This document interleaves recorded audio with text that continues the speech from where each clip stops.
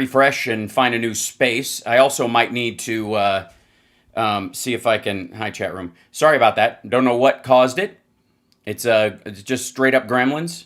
Is that what it was? I'm okay with that. But what are you going to do? Let's see. Are we still... I don't know if we lose Substack when we do that. But either way, I'll be able to grab that later on. Yep, unable to connect. So let me do a new Substack, beg your pardon, so we can get back up. Yeah, that was weird. I mean, I'm less choppy now, so that's a good sign. Maybe it was a bad hookup. It's like my my live stream.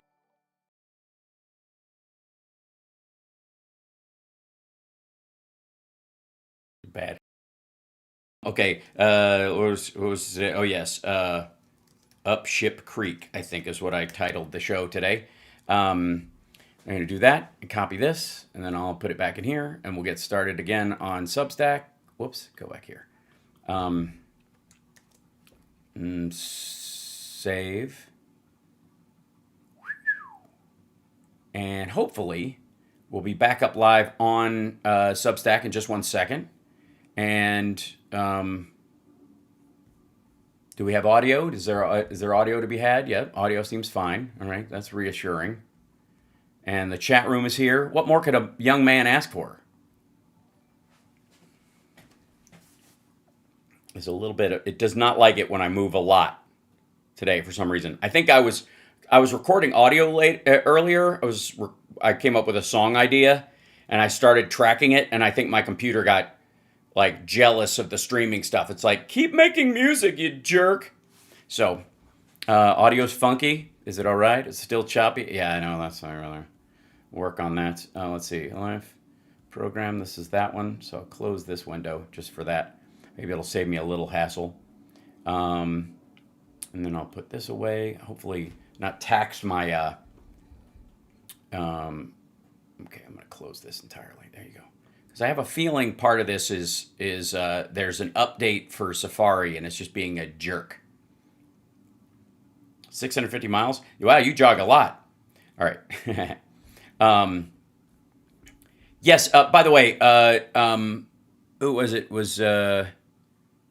Yeah, 1960 demo was being facetious. She was being funny, so that's all right. It's fine. We're back. We're good. Okay. What is going on with my setup? All right. It's. I'll tell you what it is. We're catching up with the technology is running aground. Okay, here we go. Now, ladies and gentlemen, Don Jr. Giving a speech at Turning Points USA. Somewhere in the, after the Tucker, Shapiro, Benny Johnson bullshit that went down. Good Lord. Wow. You guys are a serious tribute to everything that Charlie stood for. The last time I gave a big speech was actually right... You've never given a big speech. ...here in Phoenix at his memorial, and it was a little bit of a different feeling. But to see this many young, patriotic Americans in a room, record numbers for Turning Point, just shows what's going on. Yeah, what is going on? You mean the whole thing, like they're profiting off of his death? Is that what you mean? Like the money they've raised has gone up? And by the way, this is not a critique of mine. This is a critique of Candace and the right and all that stuff. I'm just saying this is your problem. Charlie's courage is why you guys are all here. His willingness to lead, to push people through. Through what? God damn it. I fucking hate this refrigerator poetry horseshit that he always does. Also words that are supposed to mean something. I'm honestly so coked out of my fucking gourd I can't finish an analogy. Is incredible. And honestly, I was concerned. I was worried. What, the turnout would be down? I was worried that without Charlie, this room would go out like it was 10 years ago when we started this incredible voyage, and it would dissipate. But this is literally... That the room would go out and it would dissipate? The fuck is this gibberish? This is what happens when people with no connection to reality try to be poignant. What a douchebag. Double what it was last year, and that was a record. So that is a testament to you, to your patriotism, to your bravery, to your resolve. To the 13 minutes you have left to jabber up there. And to everything that Charlie stood for. Like what? But please go on. Please express what you thought he might stand for. You knew him very well. You were worried about what was his big thing. Besides being, in terms of MAGA, in front of line, in front of you. In front of you in line, yeah. So you guys fired up? Yeah, man, ready to go. You guys having some fun? Yeah, we're totally having fun. Thanks for bringing up the dead guy. Nothing makes us fired up and ready to have fun like you bringing that up. And it's a great transition. Don't let anybody tell you different. How many students are in the room right now? Raise your hands. Well, we're all students of life. I feel, on a level. When do you really ever stop learning? I feel good, guys. I feel good. Great. So the drugs are kicking in. About the future. Really? You believe the children are our future? That you should treat them well and let them lead the way, or dope them up and fly them to Georgia like Matt Gaetz did? Who's ready to take the next step and start a turning point chapter at a college that perhaps isn't there already? Who's doing it at high The only people there are the ones who already have one, stupid. schools right now? There's like 8 people. There's the one guy clapping is like 40. Yeah, I'm ready to hit those. I'm going to hit the ground running. I'm going to go to those college campuses and just kind of dangle. I love this. Great. Well, it's good for you. Guys, we cannot sit this one out, okay? No, guys, we can't sit this one out, okay? This is all our fight. Everything depends on it. The future of our country, our children. They don't have children yet. They're all in college. Western civilization. It's now on all of you. You guys are all responsible for Western civilization now. Not all of Western civilization, like the Enlightenment and, the Socratic method and science and all that. Mostly like truck nuts and Ticketmaster scalping at like, I was about to say Ted Nugent concerts. We all know he's busking outside, so. So other than God, family, and country. Tariffs. I know this one. After those 3, it's tariffs. Charlie had some incredible things we needed to talk about in politics. You heard some of that from Speaker Johnson just now. Oh, so you're just going to you're going to crib from his speech? But nice to know the apple doesn't fall far from the tree. Everything's a reboot with these assholes. Immigration. Immigration is an immigrant bad, brown, bad, right, guys? Matters. Yeah, I would agree. Immigration does matter. Huh? It's a fight that this administration is taking on. We've realized that... Wait, the fight over immigration matters? Or immigration itself matters? Or immigrants matter? Or something's the matter with immigration? If you import the third world, you become the third world. And we're not going to let that happen. We're not going to let that happen. So we're going to... I guess we're going to shut down the Trump Tower Miami, which is like Anchor Baby Central. Because of radical Democrat policies, millions of people poured into this country that... Really? Where are they?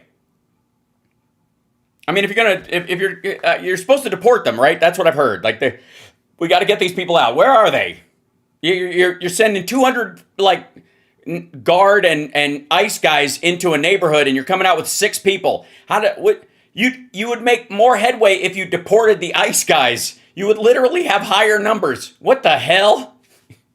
Should have never been there. They jacked up the price of rents. Did they? Did Biden sign that? What was that? Cost of goods. Goods? What? Well, that's all right. I'm only interested in purchasing bads.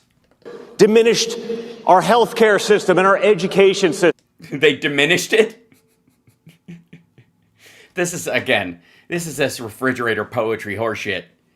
Just like profound words, often followed by quippy line from half a bumper sticker I don't understand. Guys, the important thing is drive, ambition, and immigration bad, but for America first and last. My father, exactly. This is the who's ready, who's with me. Systems. And that's all ending. Is it? It doesn't seem to be. I heard a little bit of a snippet from Tom Homan, who's probably like typecasting for getting this done. No, he's typecasting for a sidekick villain in a 1950s or 1962 Disney film. And we are winning. We are taking back our country.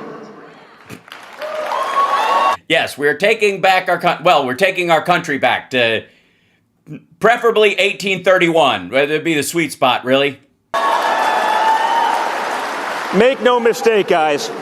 I have made a mistake, I will say. I got to admit that. I mean, I think I'm big enough to admit it. I think we're all big enough to admit it that we would, we've made mistakes. I'm not going to make one right now, but, that I know of. Was intentional, okay? It took my father 2 weeks to shut down the border.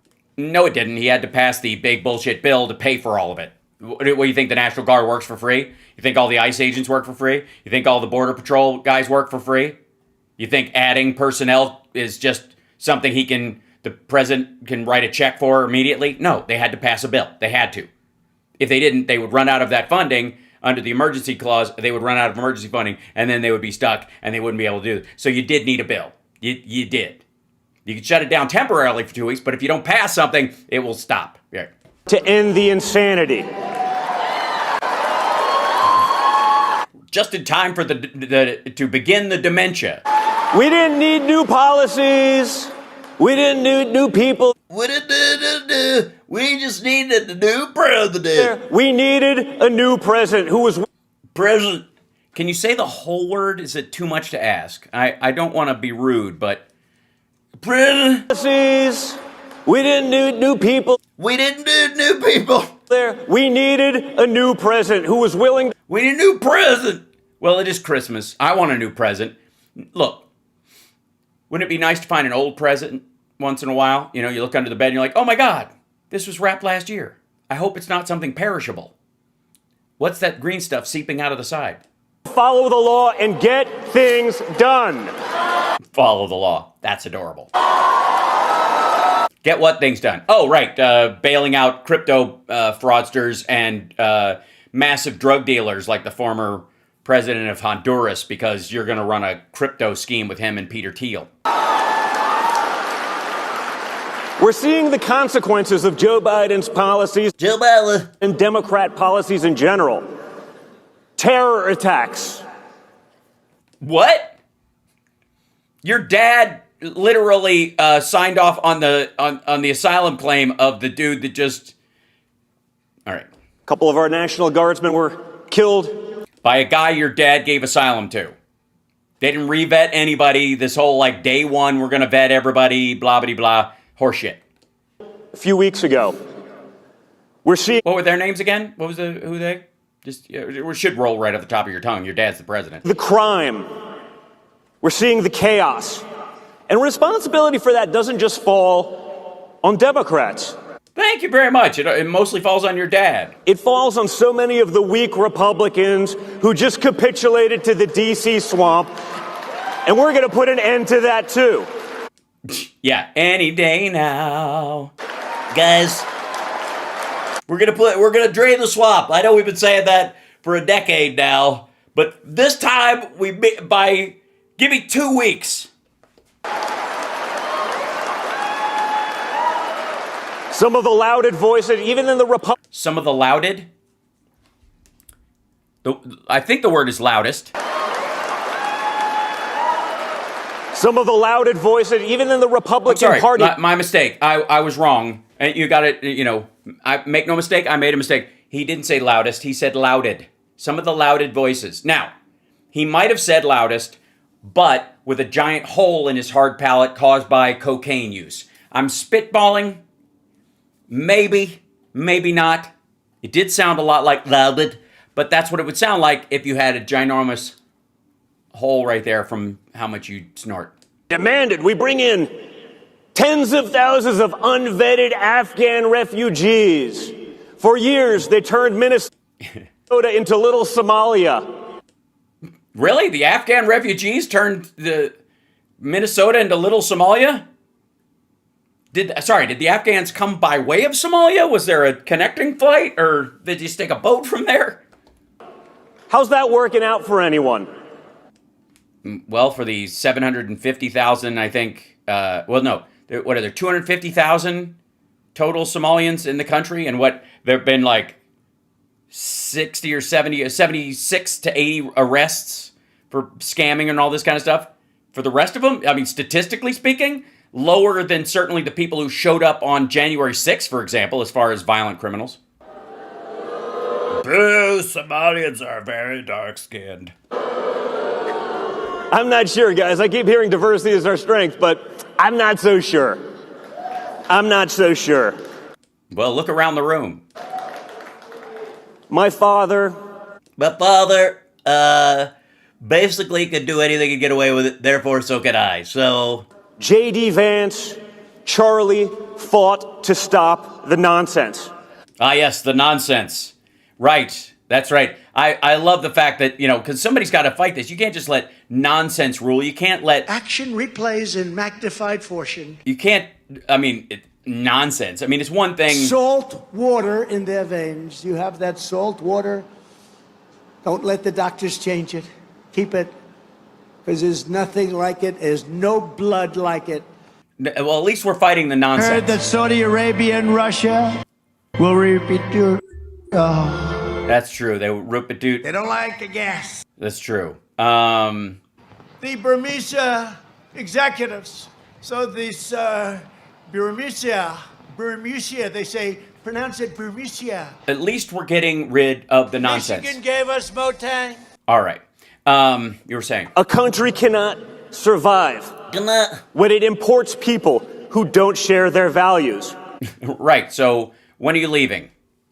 We don't owe the world a thing. We owe Americans their American dream, and we intend to fulfill that. Obviously, a select few of Americans, we didn't say all Americans.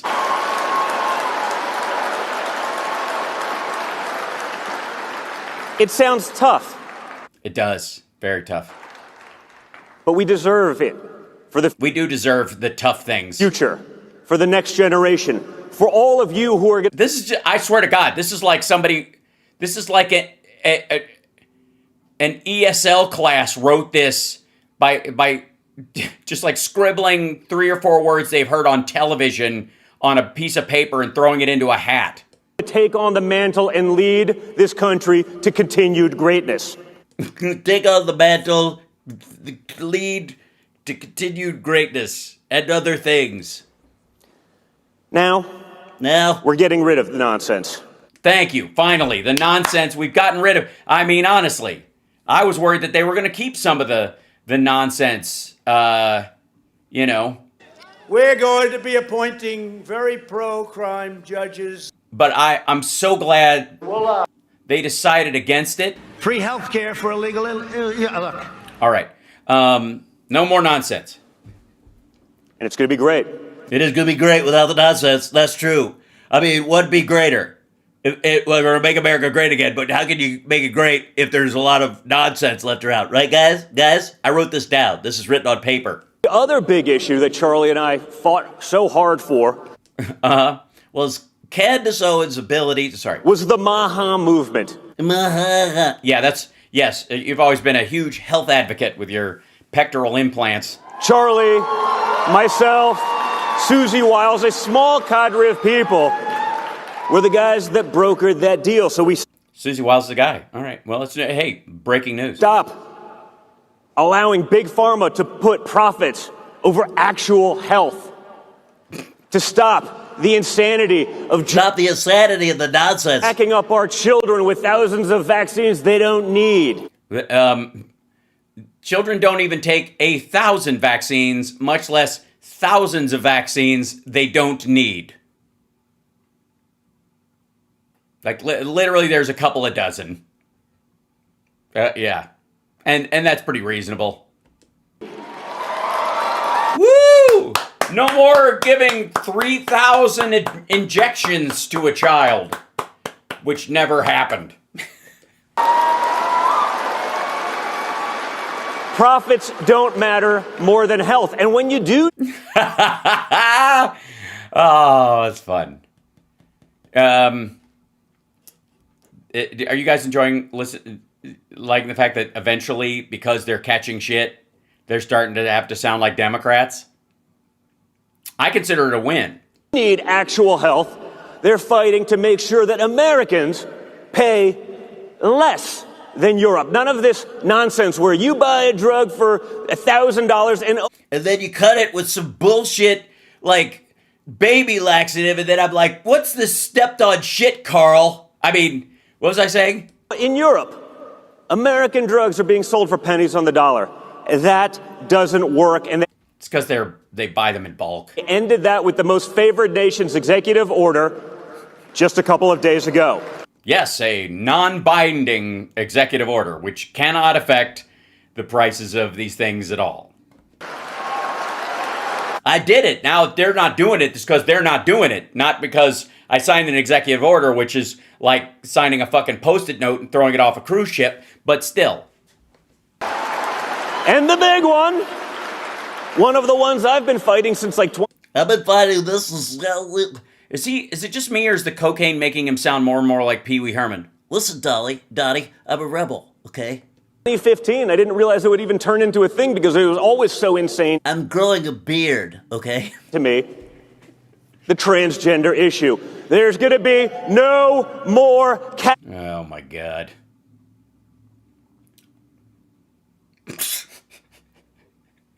Play the hits, dum-dum. castrating our children for big pharma and medical profit.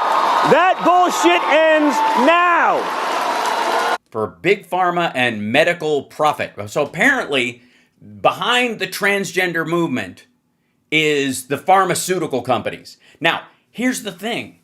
That's not the case. But I think it benefits us a little bit if these assholes continue to think that, because they'll go after big pharma, right? They'll consider them evil, and then maybe it'll curtail some of these things. So I don't know, if we should correct them, like, he's on a roll. It's the one thing you get a standing O at the TPUSA. 0.05% of the populace, standing O at TPUSA. Now, granted, when TPUSA comes to town, obviously the grinder collapses, and there's a reason why right-wingers, when they're often caught in flagrante delicto with a sex worker, it is often if you look at sort of the back of the LA Weekly or things like that, if you've ever thumbed through looking for a concert and gone 2 pages too far and you're like, hey, the reason why those are in color is because the people with money tend to pay for, that kind of stuff. So they want it to be naughty. Again, I think it was Alan Watts who said, the Christian view of sexuality is at its highest form kink. They just, vanilla sex with someone you love just will never work for them. Federal funding is being cut off for sex change operations for minors. There never was federal funds for sex change operations for minors. So I guess it was easy to cut off. Understood it. I never understood. Say, Also, I wouldn't use the phrase cut off, I think. wait. So a 3-year-old can decide to permanently mutilate their body. No, they can't. No, a 3-year-old cannot decide to permanently mutilate their body. Put on toxic drugs for the rest of their life. Yeah, they're not giving puberty blockers to 3-year-olds, you fucking weirdo. But a 25-year-old But the devil has no idea what they're doing when they're signing for their student loans. What's the name, guy? You're The flaking. most elite in America, the academically inclined, somehow don't seem Sorry, you mean people that went to college like you and your brother and your sister and everybody in your family and... that elite when they need a plumber to pay their student loans. That ends too. No, it doesn't. Your dad extended some of those programs because they were popular amongst the maggots.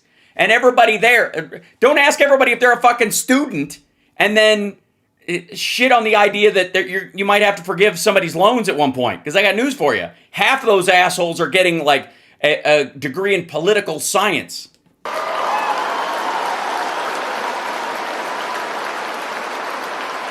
Of which, by the way, there is almost no such thing. There's political philosophy, I would argue. And the number one issue, again, The number one issue, here it comes. I've been wondering, you've been wondering, we all wonder. Guys, outside of God, family, and country for Charles, Tariffs. something he fought and something he died for was free speech. Free speech is alive and well in 2025. Yeah, it always has been, stupid. It never went anywhere. Even being canceled isn't a violation of your fucking free speech. The government can't curtail your right to say shit, but your boss sure as fuck can. Your audience certainly can. Your school can. You can get kicked out for being a piece of shit. You're free. The government can't stop you from speaking your mind. Although Trump is trying, he wants to literally create thought crime. But whatever. So lazy. Yeah, Trump wanted to fire Kimmel for his speech. it's live and well, as long as you're not a late night talk show host, guys. Donnie. Charlie rejected the notion of being canceled for what you thought, for having that dialogue. Sorry. Nobody has ever been canceled for what they thought. Because nobody knows what you think until you fucking say it, you dipshit. Secondly, he just ran out of words. Watch. Charlie rejected the notion of being canceled for what you thought, But what you thought. having that dialogue. Charlie, on it every day, he opened up one of He on it every day? thought for having that dialogue. Charlie, on it every day. He did on it every day. Guys, But let's be honest. He on it every day. For the present. At least, I think he's talking like this so we all don't recognize his dad has dementia. Maybe everybody just goes, oh, I guess all the Trumps are mush mouths. He opened up one of the largest platforms in the world to those who despised him most. most. He allowed them to speak. He had that dialogue. They killed him for it. No, they didn't. One person killed him for it. The rest of them stood in line to engage. Who's they, you dumb motherfucker? They killed him for it. Who's they? What do you mean they? Not because he was so radical, but because he was so effective. When people were able to hear both sides of an argument, wow, it's amazing what happens. What does happen? It is amazing, but what exactly? What part of it is amazing? Tell us. Tell us all what's amazing when people can hear both sides of an argument. For years, we've fought the censorship complex. We did fought. I agree. We fought the mainstream media. People couldn't even get basic truth out there. They couldn't get basic truth. I agree. The basic truth is, which, in case you don't know, that's a philosophical reference. The basic truth is the kind of truth you come up only when you're in the tub and you're not near a pen and paper. Ah, shit, I wish I could write down this basic truth. Complex. We fought the mainstream media. People couldn't even get basic truth out there. That's right. They absolutely couldn't. What binds us together Guys, the basic truth is, what matters more than the disagreement is the ability to have that discourse. The real enemy? Very bold, very bold. This is, look, I know people are mad at AI right now for having people do their work using AI or whatever. I'm just saying in certain circumstances like this, it would be preferable. Basically. It's not Steve Bannon or It's not Steve Bannon. scores. The real enemy? It's not Steve Bannon Steez Bannon. Sorry, Steez Bannon. You know the T, Steez. It's or terrific. Tucker Carlson or Ben Shapiro. It's the radical left that murdered Charlie and celebrated it on a daily basis. Is there a holiday now? Also, you do realize that half the audience there, if not more, thinks that the radical left, quote unquote, didn't kill him. And that Tucker and all that crowd actually think your dad and Kash Patel and Bongholio and Pam Bondi are covering for the real culprits, the French connection to the Jews and something else. Free speech, Guys, is under attack. It is? Says guy in front of a giant audience with a microphone? Everywhere. Everywhere. Yeah. You can't even walk up to a guy and in a bathroom stall and hammer the sidewall and go, "Hey man, you holding?" You can't free speech. I was just exercising my right to free speech. In Europe, they're putting people in jail. Yeah, it's not our problem really. By the way, your dad wants to put people in jail For basic truth. for basic truth, not the basic truths. Which are what? If one of your family members was raped by a roving gang of migrant thugs, and you said they shouldn't even be here, you get thrown in jail. The rapists get an apology. Yeah, no, that's not how it works at all. Now, if someone's being, is actually the accused in a criminal proceeding in any circumstance, and even if there's one or multiple attackers, and you as the parent of the victim says they should be thrown in jail, you don't get thrown in jail. But saying that anybody brown should get thrown in jail might get you into trouble. But again, they don't have a First Amendment. That's one of the reasons why this country is, special. And get let off. No, they don't. Think about that. All right, I'm thinking about it. Bullshit. That's happening right now in the UK. no, it's not. Do not let that happen to America. Well, we have a First Amendment. You can't. We already have it. We got it. We have a Constitution. Are the last stand for common sense. No, we're not the last stand, you fuckhead. We were the first stand. This is why we have a First Amendment. The part your dad wants to look past to put Jimmy Kimmel and Colbert and reporters in fucking jail. Free speech As for treason. for truth and for decency.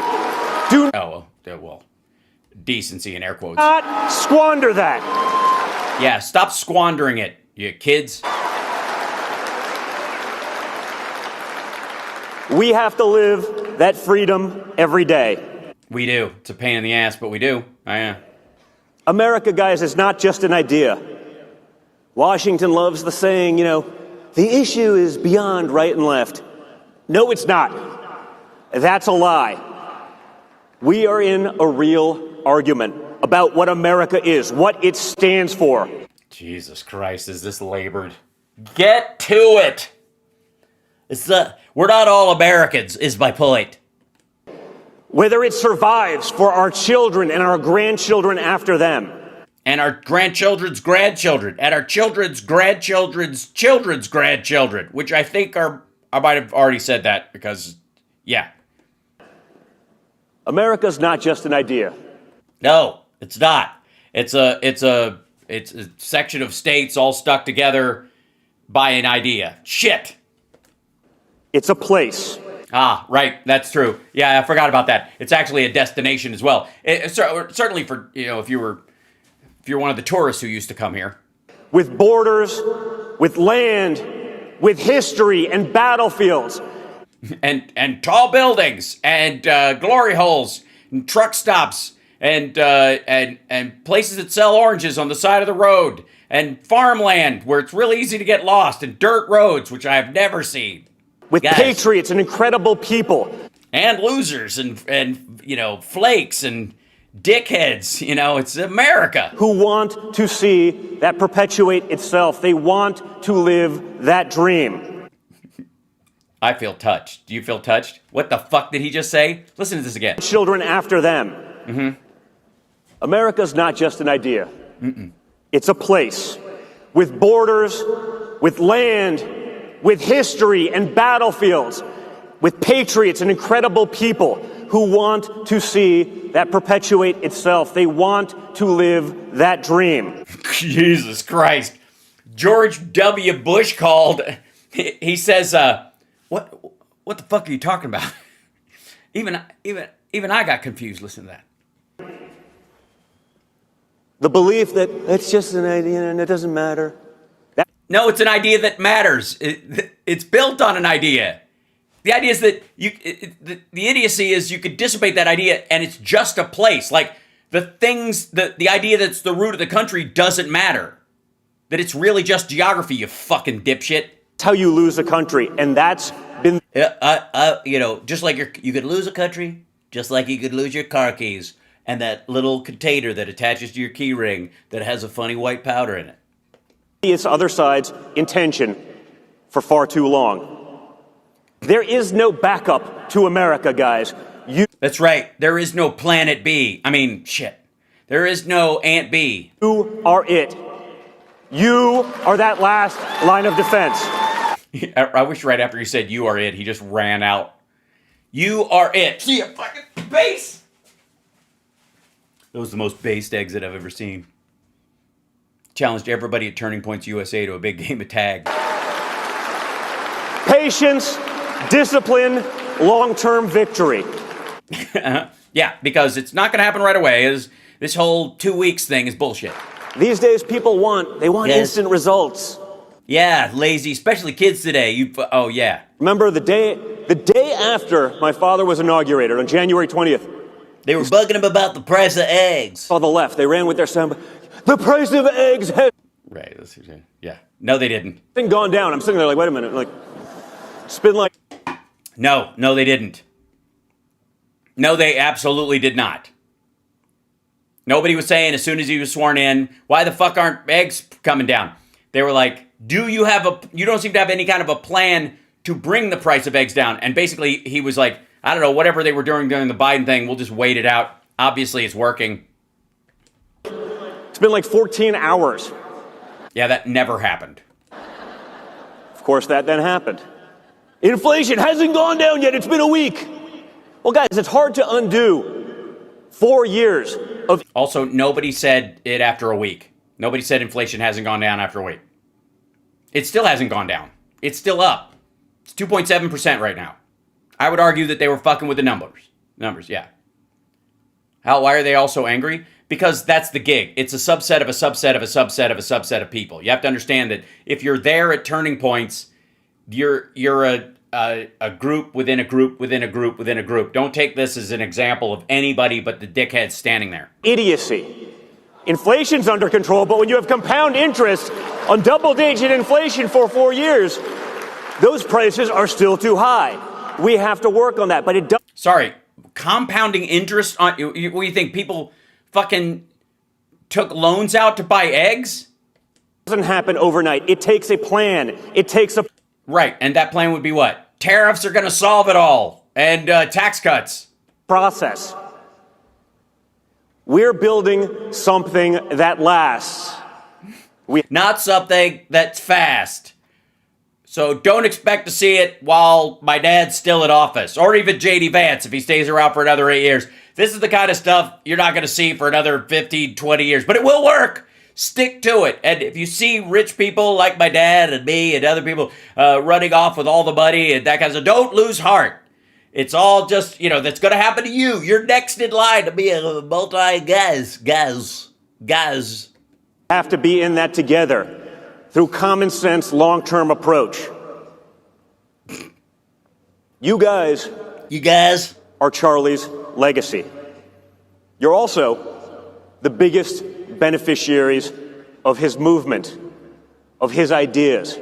Well, you wouldn't know until you're grown up, right? Isn't the whole point of American Dream, buy a house, have kids, all that kind of stuff? They're all still students. Some of them are even in high school, dipshit.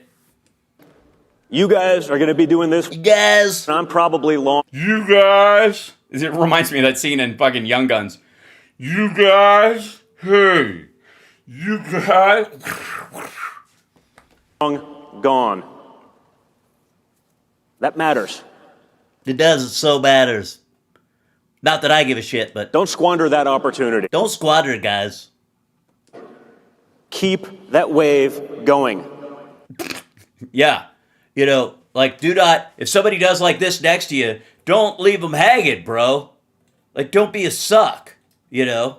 I mean, unless, obviously we don't do it because we're up in the box, so we don't do that shit. But it's fun watching it go around. Then you got this section that won't do the wave, and you're like, I like watching poor people from up here do stupid shit and laugh at how they try to amuse themselves, and I'm up here in a fucking coke-fueled fucking food orgy up here in the box seats. Guys. For the kids who haven't even been born yet, for the children that you're going to all have, that hopefully you're mostly too young. I'm looking around, it's pretty young to have that going. It's why I got into this. Weird. When Charlie and I met back in 15 and 16, we're spending all this time together. Really? Where was that? I had no idea. I was a real estate developer from New York. We built buildings. No, you weren't. You worked at your dad's fucking company, a real estate developer. Where's the Don Jr. building? They don't fucking exist, dipshit. But when I saw what the other side was willing to do, how they were so glib about just Like, make us, you know, have to actually pay attention to the law or they were going to throw us in jail. It scared the shit out of me. I'm like, we got to circumvent this. destroying our country, you said we have to fight. We have to engage. This isn't just a conference, guys. No, it's not. It's a great opportunity to, you know, hook up, you know, bring Grindr to a standstill, score new Coke connections. It's a movement. Yeah, it seems like a movement. I'm just saying. Charlie built this for you, and as I said in my eulogy to Charlie, Eulogy is a bit hard to say, you know, in a hurry. we are now all Charlie. Jesus Christ. No, you're not. There's not one person. Wait, does that mean you're all sleeping with Erica? What's happening?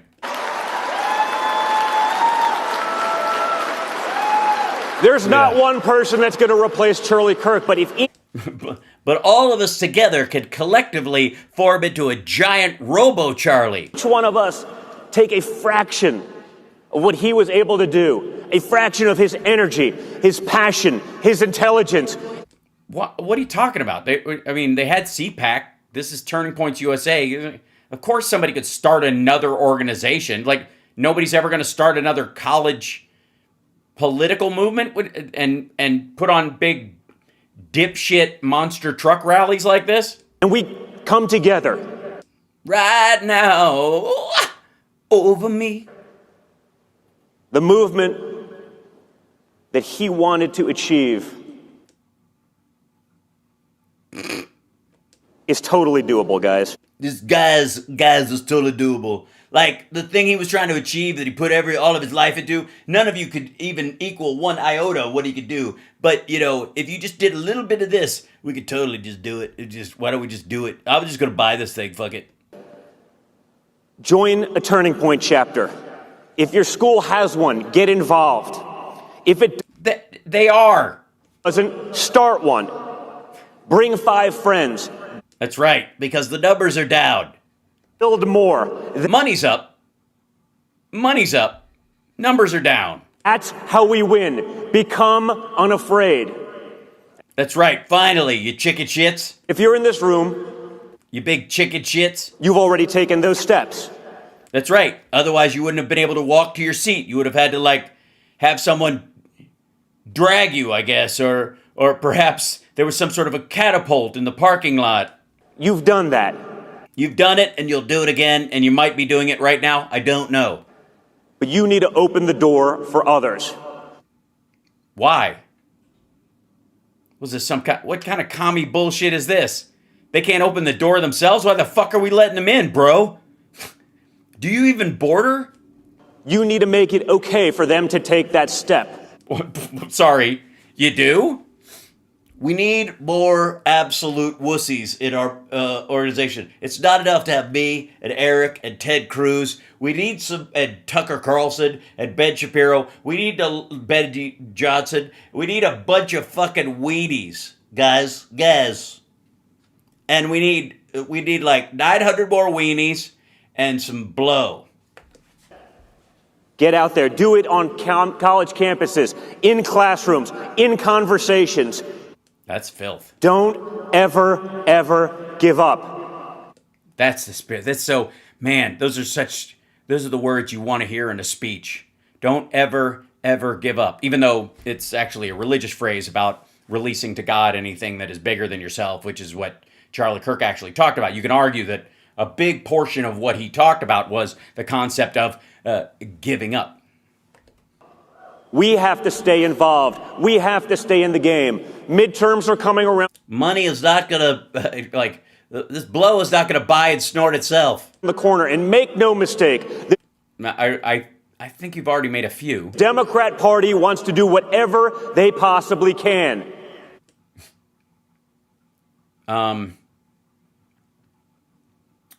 I would argue we want to do whatever we should do. I don't know necessarily can. I mean, there's a lot we can do. It's just not worth doing, I think. I mean, there are people who can juggle, 5 hams, but, is that necessary right now? I don't think so. I mean, it's cool to watch, but... This movement down. Don't do it. Not just the Democrats, the rhinos. That's right. Anybody who's not my dad and MAGA. You see the manufactured attacks on JD, myself, JED? anyone. They're not manufactured. These are people who are criticizing you. This is called criticism. It happens to everybody. It only seems shocking when you're a complete fucking wuss. Guys. Who understands Guys. that this... Guys.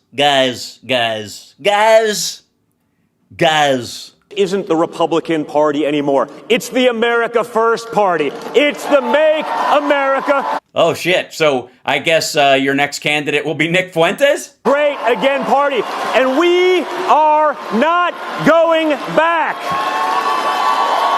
Sorry, you're going to end with Kamala Harris's phrase?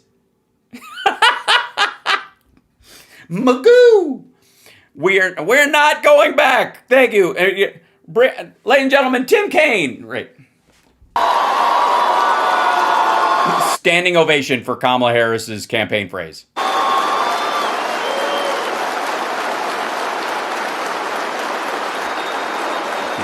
The same.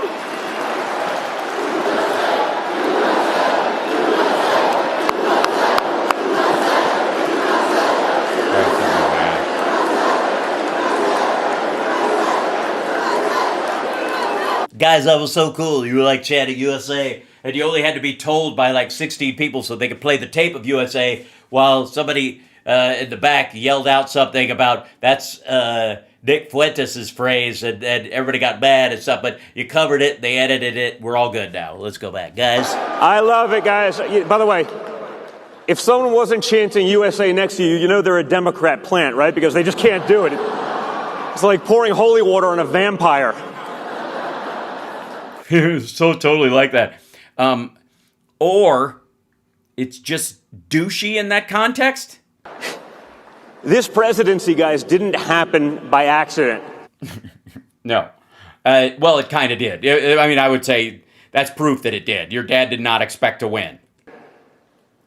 There's been a long undercurrent of Americans being... Yes, of the Republican Party like dwindling down to the shit stain that it is right now, and that the illusion of a two-party system kept them afloat in the public eye for a long time, so that it almost looks like there's two equal teams happening here. Left behind. You saw it. Like Kirk Cameron in that movie about Jesus being mad. It's been going crazy in the last this week alone on social media when you're hearing about all the people especially young white men who for a generation were left behind by DEI. DEI, a whole generation. 3.5 years. They were told, well, only just destroyed by. you don't check a couple of boxes, so you may be better, you may be smarter, but you're not getting into that college. Yeah, obviously he doesn't mean him. The exact opposite happened. You're not getting that job. You're certainly not getting a promotion. But you better damn well realize that you're still privileged despite being discriminated against. Says the third generation rich kid.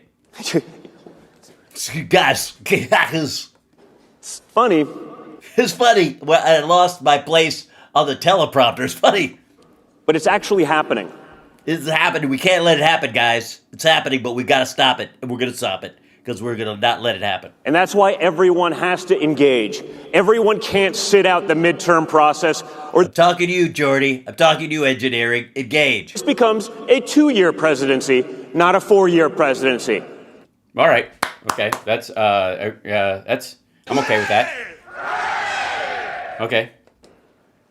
We have, for the first time, Yes, let's hear it for a 2-year presidency. That's right. Let's hear it for the midterms fucking this dude up and having him face more impeachments for the rest of his term and not being able to run again no matter what he tries to do. I'm for it. That's yes, go ahead. Okay. for the first time, we have a bench of great people. Really? Like JD Vance? Yeah, that's the kind of charisma you can't. That comes along once in a pentageneration. Can continue the movement that my father started, that can fill the void that he recognized. That's right. And here they come. Me, Eric, mostly me. In hardworking Americans that Charlie so aptly understood. He did aptly understand it. He had an aptitude for understanding. And promoted. Yeah, well, the promoting part would be an aptitude thing, but never mind. But you guys are it. You guys are it. Tag about. Speak boldly, organize relentlessly, Fart loudly. stay in the game at all costs. Again, you guys are the biggest beneficiaries of this movement. Yeah, I said that part before, but I forgot where I was. And I looked down at my paper, and that's what it said. So I'm going to mention that again. So don't forget. But if you don't do that, you're also the people that are going to suffer hardest and longest. That's right, and deepest. And especially if you have people who are ascendant, like Tucker Carlson. I like wood. That's deeper and longer. That's going to be, guys, the hardest. If the radicals get what they want. What do they want exactly? Why do they? I mean, if they want to, lower the price of groceries and healthcare and home ownership and stuff, which is clearly something that was a priority for Harris and for Biden, why would that stop you? And if you're not trans, what difference does a trans person's life have to you in any particular way? I mean, they're not gonna. I mean, I know Trump thinks they're trying to change everyone's gender, but then all they would do is flip flop them, I guess, and then what? Everybody's just got the opposite. What difference does it make? Just a change in words, kind of like when the Republicans and the Democrats, switched places politically, with the Dixiecrats moving over to the Republicans and Northern Republicans becoming Democrats. They switched names, but basically the groups were the same. You have to be a part of it. You have to continue that legacy. Yeah, you're responsible. I'm not going to do it. I've got crypto to make. If you want to save America, if you want America, What if I don't? to continue the Continue what? way we all want to and the way we love, Can you be more specific? you get to work. Yeah, work is a word you guys like. I couldn't even tie my tie today, so I was like, fuck it.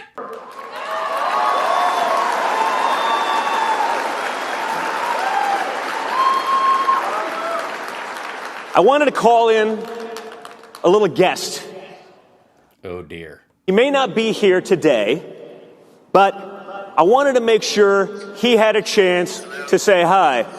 Mr. President? I'm here. They can hear me. And this is the only way, I told you, Don, the only way I'm going to take your call. Hello,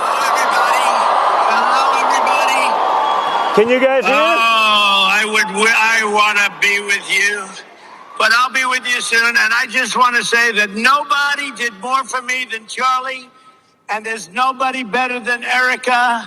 And you are the greatest people on earth. We won in a landslide, and we're going to continue to do it. And I just want to thank everybody. You got out there, and they voted, and they pressed doorbells. And I just want to thank you all, and I hope my son's doing a good job representing me. Otherwise, I'll have to say, you're fired, Don. You're fired. That's nice. Or you have to fire your own son. That's adorable.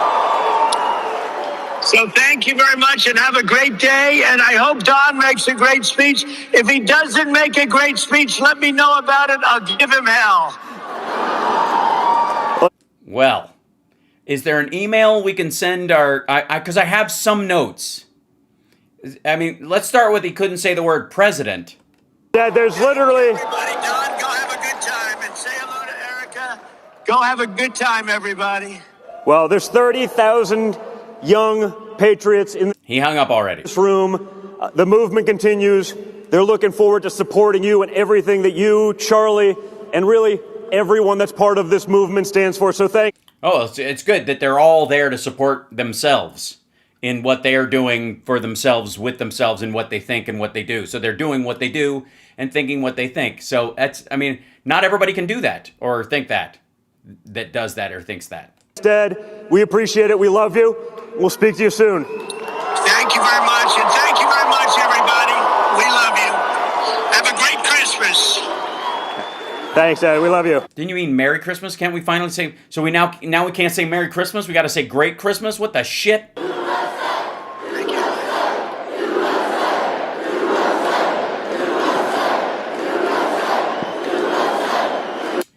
Yeah, I mean, I suppose you could get groups to yell the same phrase in a non-musical setting and say North Korea or China very easily as well. Doesn't mean they mean it, but they are all saying it at once for fear that the person next to them might judge them, like he said. So, but that filled some time, though. It actually, he's got almost 7 minutes left on his speech, and he's run out of ideas and 50-cent words. Guys, keep doing that so I don't have to talk, guys. I'm not good at much, guys, but I can call in the big guns sometimes, right? It's always nice when he actually picks up the phone. It's a lot more awkward when you're in front of 30,000 people and it goes to voicemail, right? So No, it wouldn't. He would be the president of the United States. You'd kind of expect that. It's a little odd that you actually pretend it was spontaneous because you clearly know it wasn't. And also, he never picks up when you call him the rest of the time. That's your issue. like, at least we still got that. But thank you guys for everything. Thanks for the sacrifices that you've made. Like what? Few people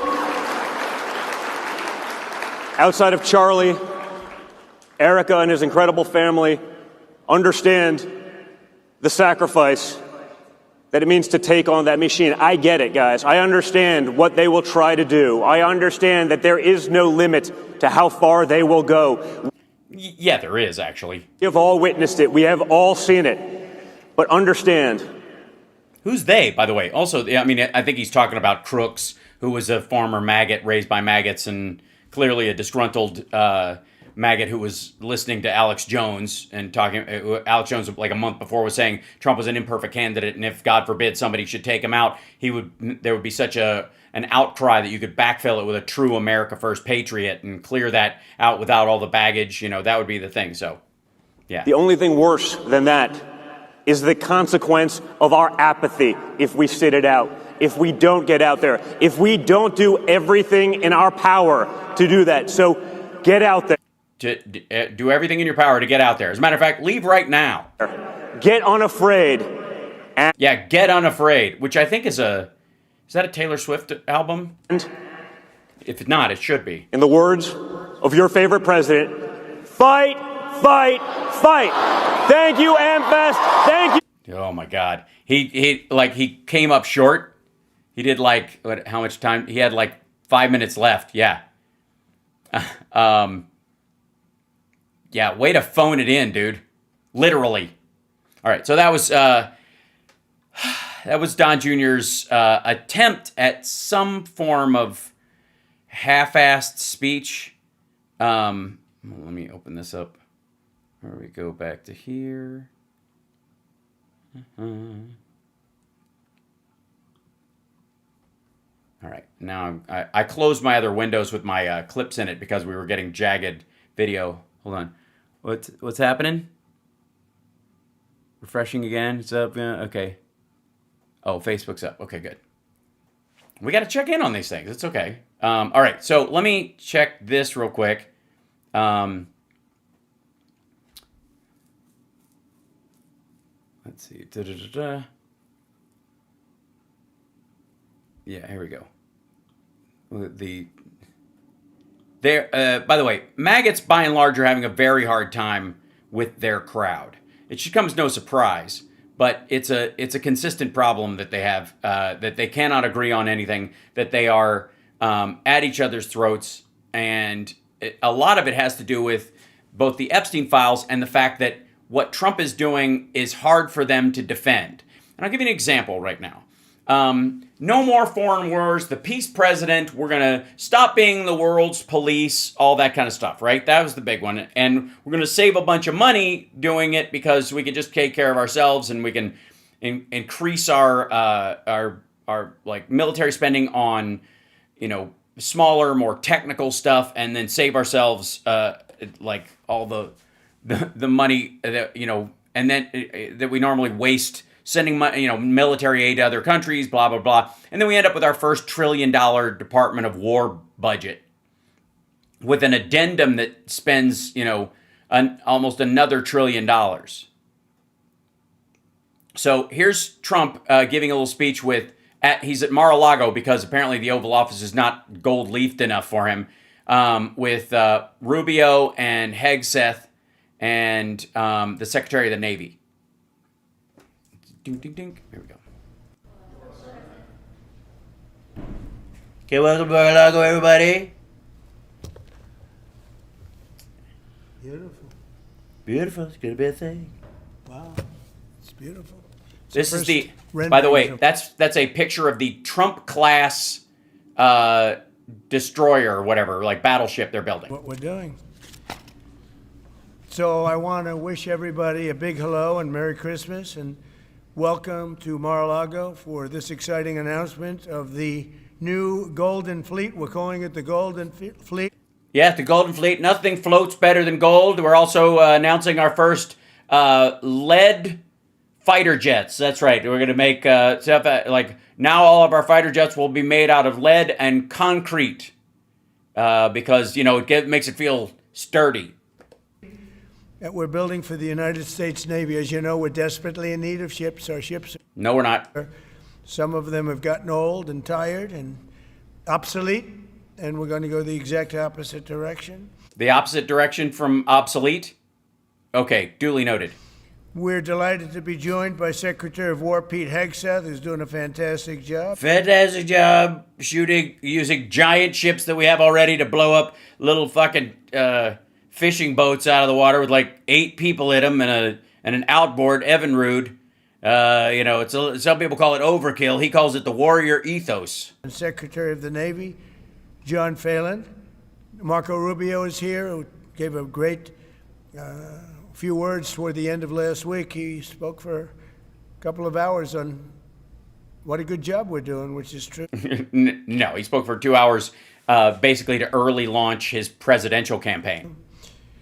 As Commander-in-Chief, it's my great honor to announce that I have approved a plan for the Navy to begin the construction of 2 brand new, very large, the largest we've ever built, battleships.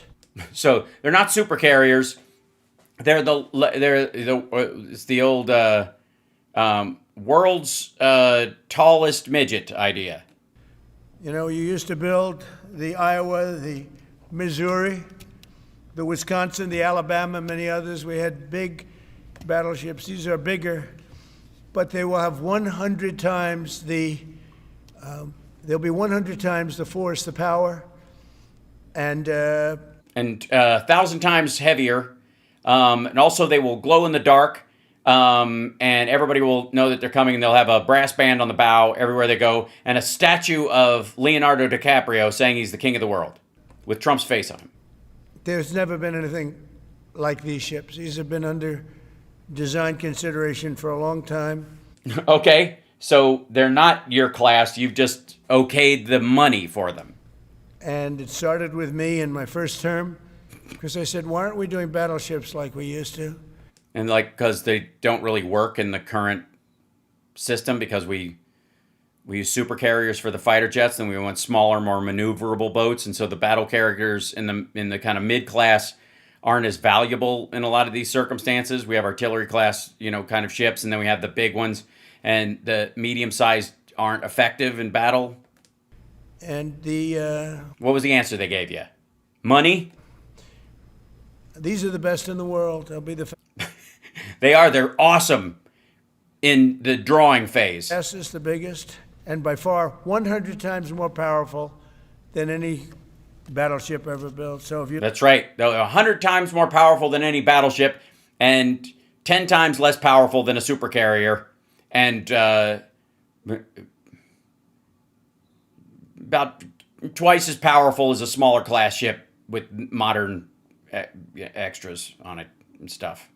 But they could kick the shit out of a cruise ship at high speeds. look at the Iowa, the Missouri, Wisconsin, Alabama, and others, but they were similar in size. Some a little bit bigger than the others, but So let me get this straight. Ships made now are more powerful and have newer weapons than ships made 10, 20, or 30, or 40 years ago. Just checking. I don't know. I don't know how a lot of these things work, but as far as I know, time moves forward most of the time. if you take the biggest one, it's 100 times more powerful. They're longer by 100 times. They're 100 times longer. Yeah, they can only dock in the ocean. There's only enough room for them to actually. They're basically like 6 cruise ships tied together, Carnival class. a little bit, but and they're bigger. They're bigger ships, but they hold Well, they would have to be, I think. Wouldn't they? much more. They're twice. What are they? 1/16 bigger, but 100 times more powerful. They use the word lethality. They do. I've heard them use that word. That is true. Battleships are the largest, sturdiest, and most heavily armed vessel built specifically for Battle? Just they're under the spitballing. naval combat. Yeah, another word for battle. Sure. While America has built many new warships over the years, they've been Yeah, we're focusing on the war. Now we need to focus on the battle. The idea is that we've started trying to win the wars, but we need to start losing some battles. So they've tended to be smaller and much smaller, more maneuverable, safer. Also submarines. and not conducive to where we are and where we're going and peace Where are we going? strength. Why wouldn't you just go with the bigger ships then? But including, we've been building aircraft carriers. We're going to be upping that also. We're going to be Sure. going to a superior aircraft. We have the Ford class. We're going to be upping that to a different class of aircraft carrier. And we haven't built a battleship since 1994. The Carter class, maybe? Cutting-edge vessels will be some of the most lethal surface warfare ships. They will be actually the Sorry, surface. These are land boats. Okay. Lethal surface. So I guess any surface you could die on. You can die on the surface of the ocean, I guess. most lethal surface warfare ships.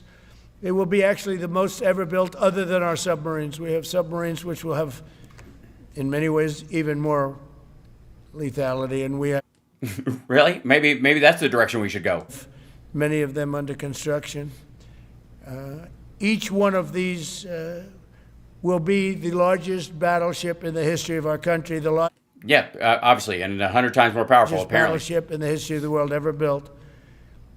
And again, it's 100 times more powerful than the previous Iowa class, it's called. Those are the big ones that you'd see on a show. Victory at Sea. I don't know if anyone's seen Victory at Sea, but it was. Yeah, but I was like, what have you done for me lately? I was like hoping, like the ImGen crisscross dinosaur that they made for Jurassic World, like everybody got, that very realistic future in Jurassic World where people got bored of seeing dinosaurs within 3 years. And so they started mixing the genes of dinosaurs with cuttlefish so they could become invisible and gigantic.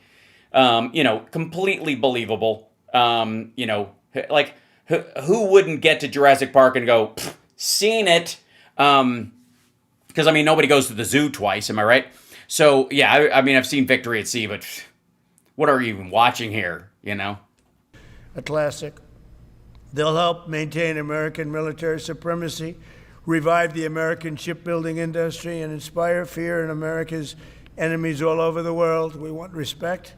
We're going to have it. We already have it. We're more respected now that we have a... We got a lot of respect, but if we don't have respect, we'll just take fear. A year and a half ago, they laughed at us. Now they respect us again at levels that they've never respected us. Yes, on the scale of respect that they have, it's like totally outer rings of the redwood, not closer to the center. We envision that these two... On the respectometer, they're hitting a solid... They used to be a 3, now they're at like a 4-1. Ships, we're talking about 10, but we're going to start with 2. All right, sure. Just going to do them in pairs, or... And we're going to quickly morph into 10. And are they? They're just going to self-replicate? Ultimately, we think it's going to be anywhere from 20 to 25 of these. But we're starting with the first 2 immediately, and we're going to then be very quickly involved with, I think, we're going to do another 8. And then we're going to ultimately, and pretty quickly, have a total of about 20 to 25. We'll make that determination. We'll determine how long do you think it's going to take to make these motherfuckers? What are you talking about? We envision that these ships will be made in a year and a half. The first of a whole new. What are you going to do? Escape in one after the midterms? Class of battleships to be produced in the years to come. Yeah, many way distant years to come. From Theodore Roosevelt, the Great White Fleet. You remember that? The Great White.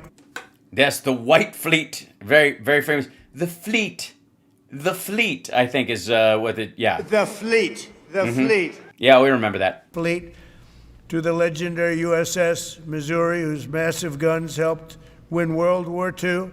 America's battleships have always been unmistakable symbols of national power. We stopped making them for whatever reason. Because we made supercarriers. That's why. We made bigger ones that could launch airplanes off of them. No, and I want to congratulate everybody who's going to be struck by one of these things. John Thalen, who is your secretary of the Navy. He came to me the first day we met. He talked about battleships. Money. Ships, and I said, you're absolutely on the right track. He said, why are we doing other things? We have missiles, which are much more expensive. By the way, these battleships have tremendous numbers of missiles, but they do. They got a lot, 100 times more missiles. The Fleet, Fleet. Yeah, and the soldiers. Salt water in their veins. You have that salt water.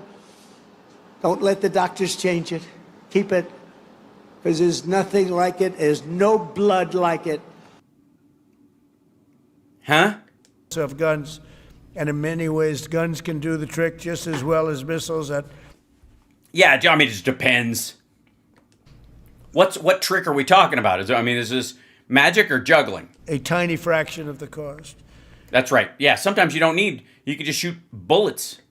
Once completed, these new 30 to 40,000 ton plus vessels will be the flagships of the American naval fleet, and no, they won't. There has never been anything built like them. Yes, there has. There's been things like them, only slightly smaller. I guess. Obviously, he's saying 100 times the lethality. And saying the biggest ever. If these are the biggest already, if you add 1/8 of an inch, that's still true. You've broken the record. Congratulations. Well pointed out, Carl, by the way. And I just want to... Blather. I think the word is blather. I want to be very clear that we're building them here. We're working with others, Really? We're not going to outsource them to China? That's weird. but we're building them here. We have At Mar-a-Lago? Where are you going to set up the welding shop? great Navy Near Melania's panty drawer? yards. We'll be negotiating with some of the companies that are running those yards, taking over the yards. We used to build a ship a day during World War II. Now Yeah, we were at war, you dumb motherfucker. It was a world war. And we didn't build a ship a day. We finished a ship a day after they were building for months. we don't do ships very much anymore. We do Well, certainly not unless you're in a world war that requires them. military ships. We do submarines. By the way, we're 15 to 20 years advanced in our submarines over anybody. Yeah, so why do we even need battleships at a certain point? Wouldn't it be better? I mean, the subs are now sneaky as shit. Like, you can't even see them. That was one of the things that I did in my first term. We make the best submarines by far in the world. We're at least Thank you for tweaking the design. I was worried that they weren't very good, but then finally he went in there and got out his like reading glasses and his compass and really started. He tweaked the design just a little bit, just enough to make the submarines work. 15 years advanced ahead of anybody else in submarine development. Most powerful, that's right, the most powerful weapon anywhere in the world, undetectable. Right. So why would you even need battleships at this point? I guess is money. Right. So the battleships are going to be armed just in terms of guns and missiles at the Let me guess, 100 times. highest level. At the highest level, 100 times more than anything other battleship, but less than a supercarrier. They'll also have hypersonic weapons, many hypersonic weapons, state Lots of them. Almost all of them will be hypersonic. The whole boat's hypersonic. You can't even hear it. of the art, Especially the ones that aren't going to be built. electric rail guns, and even the high-powered lasers that you've been starting to read about. We have lasers. I have been starting to read about the electric lasers, mainly in the Star Wars novels. Where you aim the Splinter of the Mind's Eye, still a favorite. laser at a target, it just wipes it out. It does. We're going to have, there'll be the most sophisticated lasers in the world and the most sophisticated laser in the world Yes, brighter too, and smaller and also bigger. will be on the battle. And also faster, but also more destructive and less destructive at the same time. Easier to aim and yet harder to hit, as well as more hidden and yet everybody will be able to see it and be afraid. So all of those things and none of those things at the same time. Ships that we're building. They'll also carry the nuclear arms, sea-launched cruise missiles currently under development, which will be Super awesome and deadly.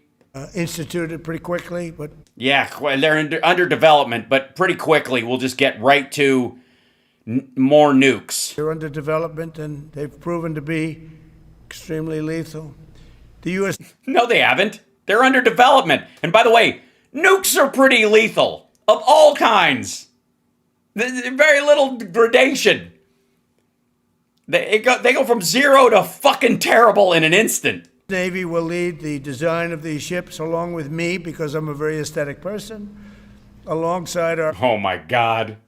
They're all going to be gold painted. Now, I understand that'll make them a little easier to see. partners in American industry, and we're going to have Pete Hegseth and Marco and a lot of very talented people involved, but Not them, obviously, but some bunch of other people, really talented people. a lot of it's already been done. We've been doing this for months. The construction will create thousands of American jobs. We're going to have Government jobs.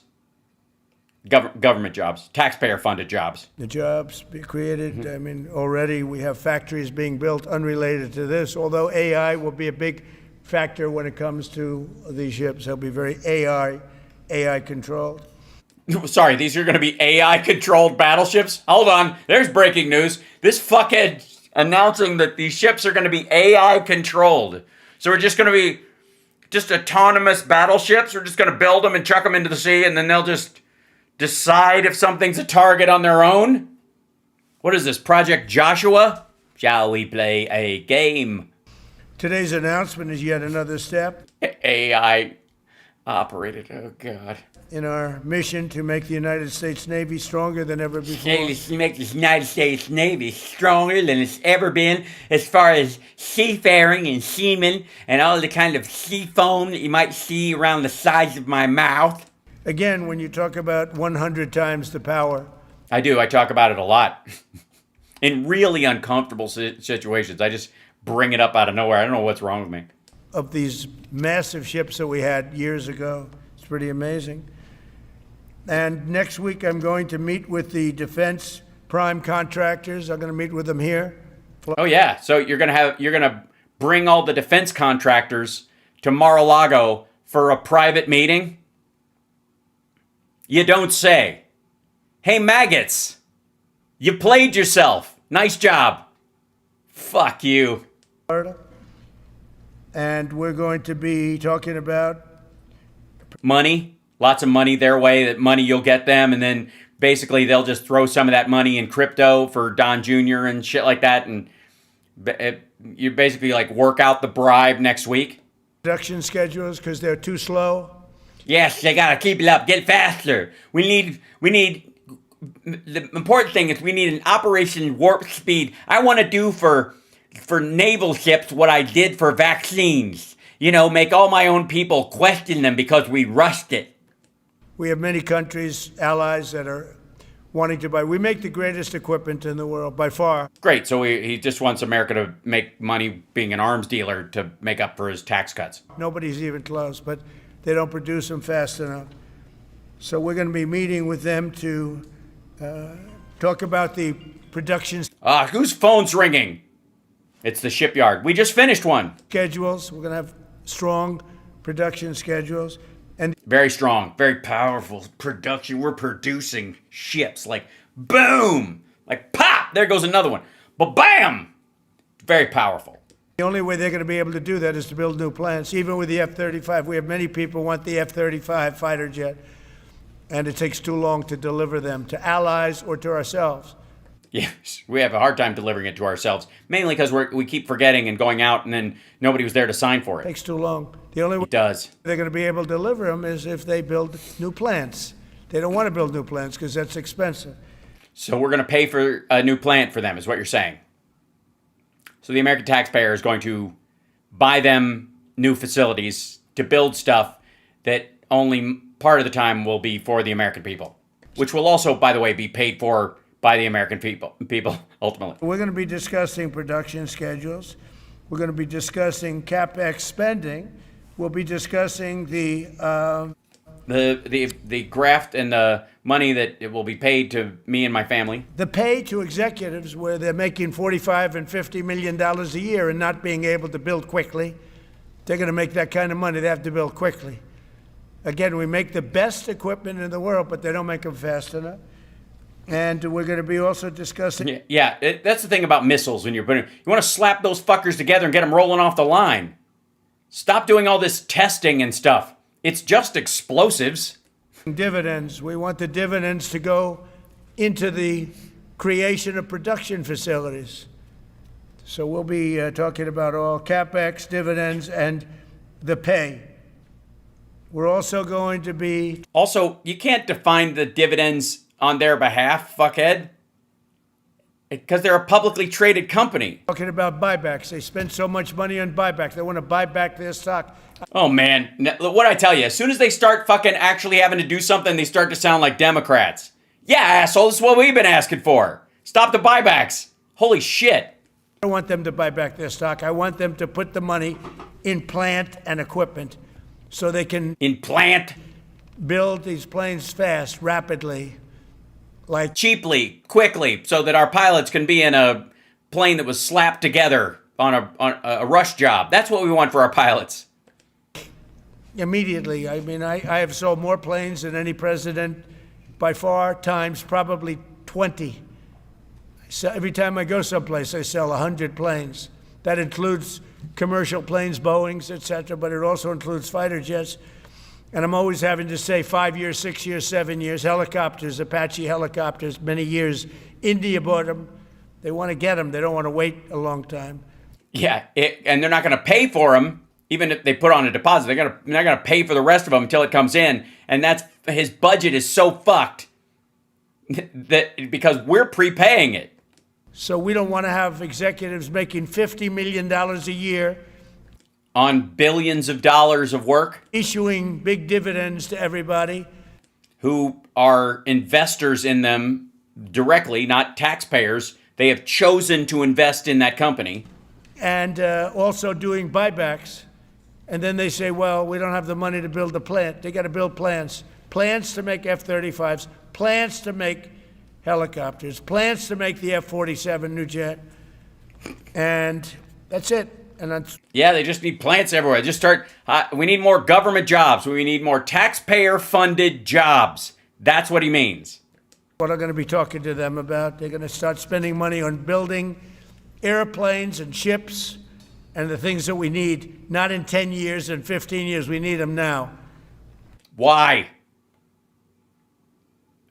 Sorry, are you expecting to go to war with 3 countries at once? And we're strong Yes. about it. Last week, the We're strong about it. Navy announced a brand new class of frigate, and they're going to be working with the South Korean company. Hanwha, a good company, recently agreed to invest $5 billion in Philadelphia Naval Shipyard. We're opening up the Philadelphia Shipyard, once a great yard. Now it was a long time ago decommissioned, but now it's reopening. Working with the Navy and working with private companies. Yes, foreign companies. The record-setting defense bill I signed last week authorized $26 billion to build new ships, including destroyers and various others. We already have a lot of So why would you have to bring in investment for the plant itself? Wouldn't that be written into the budget? Why wouldn't you just, if you want to reopen the shipyard for the price of half of one of the ships, you could just do that. Oh, right. Sorry, you can't arrange for graft after you leave office. submarines, as you know, under construction. We're building a lot of submarines. I tell you, to be exact, we have right now Don't tell everybody how many fucking submarines we're making, stupid. 15 submarines What an asshole. under construction or ready to start. And we have, again, the greatest submarine in the world. With Aren't all like designs ready to start? It's just a matter of funding and resources. technology, like they talk about chips. Well, I would say submarines are a bigger deal than chips. We have No, they're not. we're at least 15 years ahead of any other competitor. China, Russia, nobody can come close. We're also building right now 3 large aircraft carriers in addition to the ones we have. And we have, actually, interestingly, we have a lot of submarines. How many submarines do we have now altogether? Why would you tell them? Approximately. Huh? What? Over 30. We have over 30. But these are the super duper subs, and They are super duper. Yeah. They can go. They can travel through soup. and there's nothing like them. So we're going to be doing Hydrosonic, I call it super duper. from 12 to 15 brand new submarines. We have God damn, he's like bored with his own bullshit right now. a couple of other things going on. Do you? Like what? We'll be building other elements of Navy. We'll be fixing up headquarters. We'll be fixing up Other elements of Navy, like different colors of blue. places for Old Navy. Maybe they're going to open a few Old Navies in malls close to big shopping districts. our great sailors to live. And we're going to be working very hard with companies, but we're also going to be penalizing companies that aren't doing a good job. For instance, when they built the Ford, Gerald Ford, the cost overruns were ridiculous. That was done in Norfolk, Virginia. We're going to be talking about that with that company. The cost overruns were out of control. In World War II, the United States built upwards of 4 ships per day. Can you believe it? 4 ships a day. Yeah, but they were building pontoon boats. On average. No, not on average. And now they weren't all big warships, but they were Right, yeah, a lot of them were fucking dinghies, dum-dum. ships, freighters, tankers. And it's a tragedy that we allowed this incredible capability to just go astray. We don't. Yeah, if we'd have kept that up, the ocean would be completely full of boats right now. It would look like one of those things at a state fair where you try to fish with the little ducks out of the pond, you know, where they've just got them all, they're all bumping into each other. Do that much anymore. We Right. We also don't have giant battles at sea either. do build our warships, but that's about it. But that's a lot. We're going to restore America as a major shipbuilding power. We're going to ensure the USA is the most Why? powerful fleet anywhere in the world. And long into the future, with battleships helping lead the way and the submarines that, again, nobody competes with us Thanks, Bad Rhymer. on submarines. So I just want to thank everybody, and I'd like to ask Secretary Hegseth to say a few words, followed by the Secretary. But if you would, Secretary Both secretaries? Your secretary's of going the to Navy. Is there a secretary? But Pete's doing a fantastic job. Fantastic job. By the way, we have drugs dear. are down 96.2% Yes, sea drugs. coming into the United States. Based on what? 92.6 by sea. 92.6. Yeah, it's that. Sorry, the only way you would have a statistic that finely tuned is if you literally Don Jr. was buying all of the drugs himself, and you were just looking at his fucking Venmo. And soon we'll be starting the same program on land. That's right. Land drugs are going to stop coming in by 91%. Land is much easier. Hold on one second. But every one of those boats that we knocked out saved 25,000 lives. So we saved Where? They weren't going to the United States in that fucking boat, dummy. 25,000 lives every time we knock out one of those boats with Gibberish. the drugs pouring in. And you just have to see it. It means people. Yeah, it'd be nice to see it. It'd be nice to actually see the fucking drugs instead of just the boats being blown up and God knows who's on them and what they're carrying, if anything at all. That's the problem with like sinking the evidence to the bottom of the goddamn ocean. Say, oh, gee, do you think it was really drugs? Well, just take a look. Bags all over the place. Yes, bags. That's not laundry. It's not. It's got to be drugs. It couldn't possibly be currency or their belongings. A lot of people travel with bags. That's not fishing equipment. There's no fishing rods on those boats. They move fast. When you see a boat with 4 engines or 5 engines on, going 40, 50 miles an hour, well, Knots. they get hit. We save 25. Yeah, I still, dude. Nobody knows what those fucking boats are. Pull them over. Arrest them, shithead. 1,000 lives every single time we knock out a boat. And it's over Gibberish. Nonsense. Lies. 96% stopped by sea. We're trying to figure out who the other 4% are, frankly. And It's a made-up number, so don't look too hard. we're going to have the same success, but even quicker, because it's much easier on land. If they want to come by land, It is? If it's much easier on land, why wouldn't you do it on land? Isn't the majority of it come that way? Plus, don't we have the Coast Guard? Like, the Coast Guard's, like, stopping oil tankers now because there's so little drug traffic. they're going to end up having a big problem. They're going to get blown to pieces because we don't want our people poisoned. 300,000 people died, probably last year, 300,000. A lot of people say it was 200. Somebody said last night, it was only 175,000 people. That's like 3 stadiums, big football stadiums filled up. Also, I don't think anybody said that. Well, I mean, people in his corner might go, oh, they fuck them, they're drug addicts. That's probably how your people talk. That's why you're reacting that way. The number last year was under 100,000. With people died. But I think the real number is 300,000. Yeah, well, so fucking what? Then what's it going to be next year? The same? We're not going And by the way, he can say this in the same way that he's talking about immigration. The reason he can talk about, immigration, the millions of people came over here, but they can't deport anybody because they don't exist. The same thing with there's an inversion of that with the drug numbers in that we've got 300,000. Last year it was 300,000. Next year it'll be 80,000 because it's actually up from this year. But according to his made-up number, it'll look like it's down. That's how this works. have that anymore. So we're doing a great job, and If I do say so myself. we enjoy doing it. Our border is secure. Our country is strong. trillions of dollars is coming into our country from other countries and companies. Yes, we understand that the Saudis are bribing the shit out of you. Yes, we all understand. Building factories and plants, including auto plants, all over the United States of America. Nope. Without tariffs, they wouldn't be doing anything, although they were very happy with the November 5th election. But it's only because they want to avoid paying tariffs that they're all coming in. And again, the biggest number was $3 trillion in history. That was China many years ago.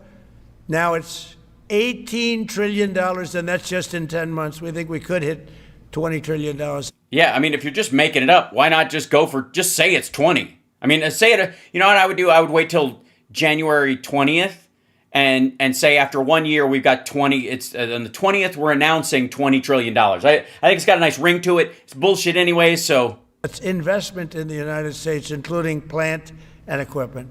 So thank you very much, and I'll ask Pete to say a few words, and then John. And if you have any questions, we'll take them. Thank you. We're going to restore the ability to bomb places from a great distance with very little intel, thanks to Tulsi Gabbard on what we're actually hitting and why.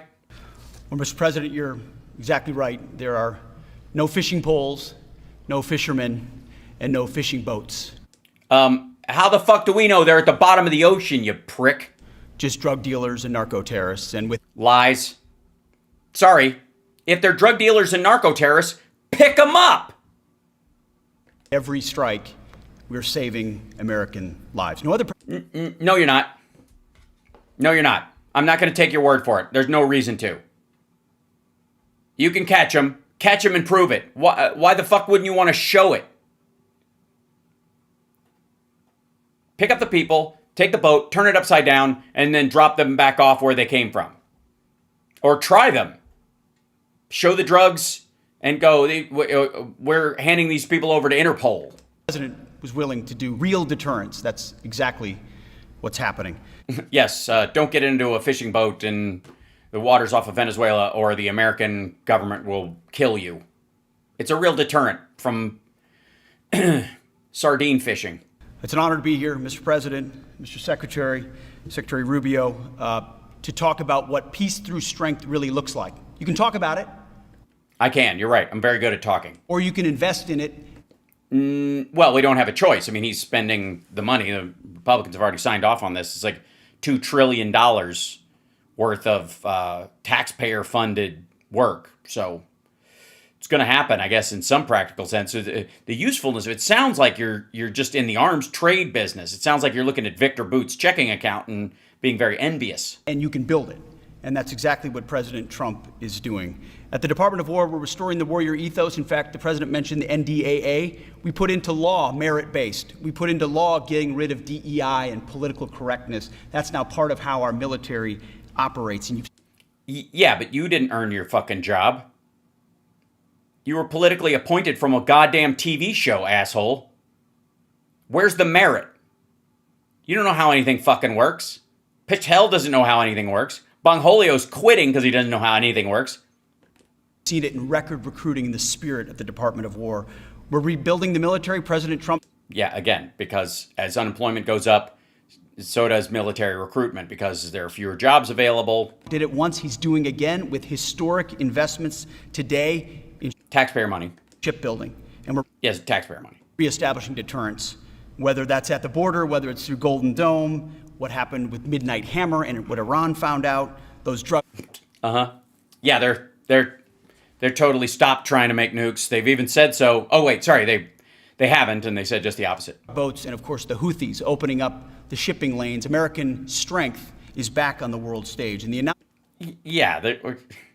it's because we hit a bunch of them, and then the Israelis followed up. Announcement of the Golden Fleet. And also, we gave them taxpayer money. Like, through Qatar, we basically paid the Houthis to stand down. Anchored by new battleships, the biggest and most lethal. By the way, in case you don't know, he's using taxpayer dollars to bribe a bunch of players in the Middle East to try and call off the dogs. Ever accomplishes all three of those things and marks a generational commitment to American sea power. Across the entire department. What he means is debt. We are developing new operational concepts, deploying cutting-edge technologies, and making major investments, including... in boats that float. I mean, who would have thought? In our Navy. This is happening in all domains, including space, as the president has talked about before anyone else. Yeah, they're making space submarines. They're amazing. So it's Whoop boop. the highest of domains and the lowest of domains Yeah. And including pets.com. undersea, and especially today in sea And the middles of the domains as well. That would be land, I guess. power that always has to be decisive, has been in the history of America, and Don't say has been that close to Trump. It's upsetting. will continue to be under the leadership of President Trump. We will make sure that anything that flows from our country and with our allies flows freely and uncontested. Especially when it's a boat or drugs. I guess you mean drugs and crypto flowing freely. Gotcha. New and better ships will provide that deterrent today and for generations to come. This new class, these new investments, will be the types of things that for decades, for centuries, the American people will look back and thank President Trump for having the vision For centuries. and the willingness to invest right now in capabilities we need today, tomorrow, and long into the future. So, Mr. President. Yeah, we don't need battleships. They're too easy to blow out of the sea with air power. So that's why we went to the super carriers and then protect them with subs and yeah. Thank you for this investment, and I'll hand it over now to the Navy Secretary.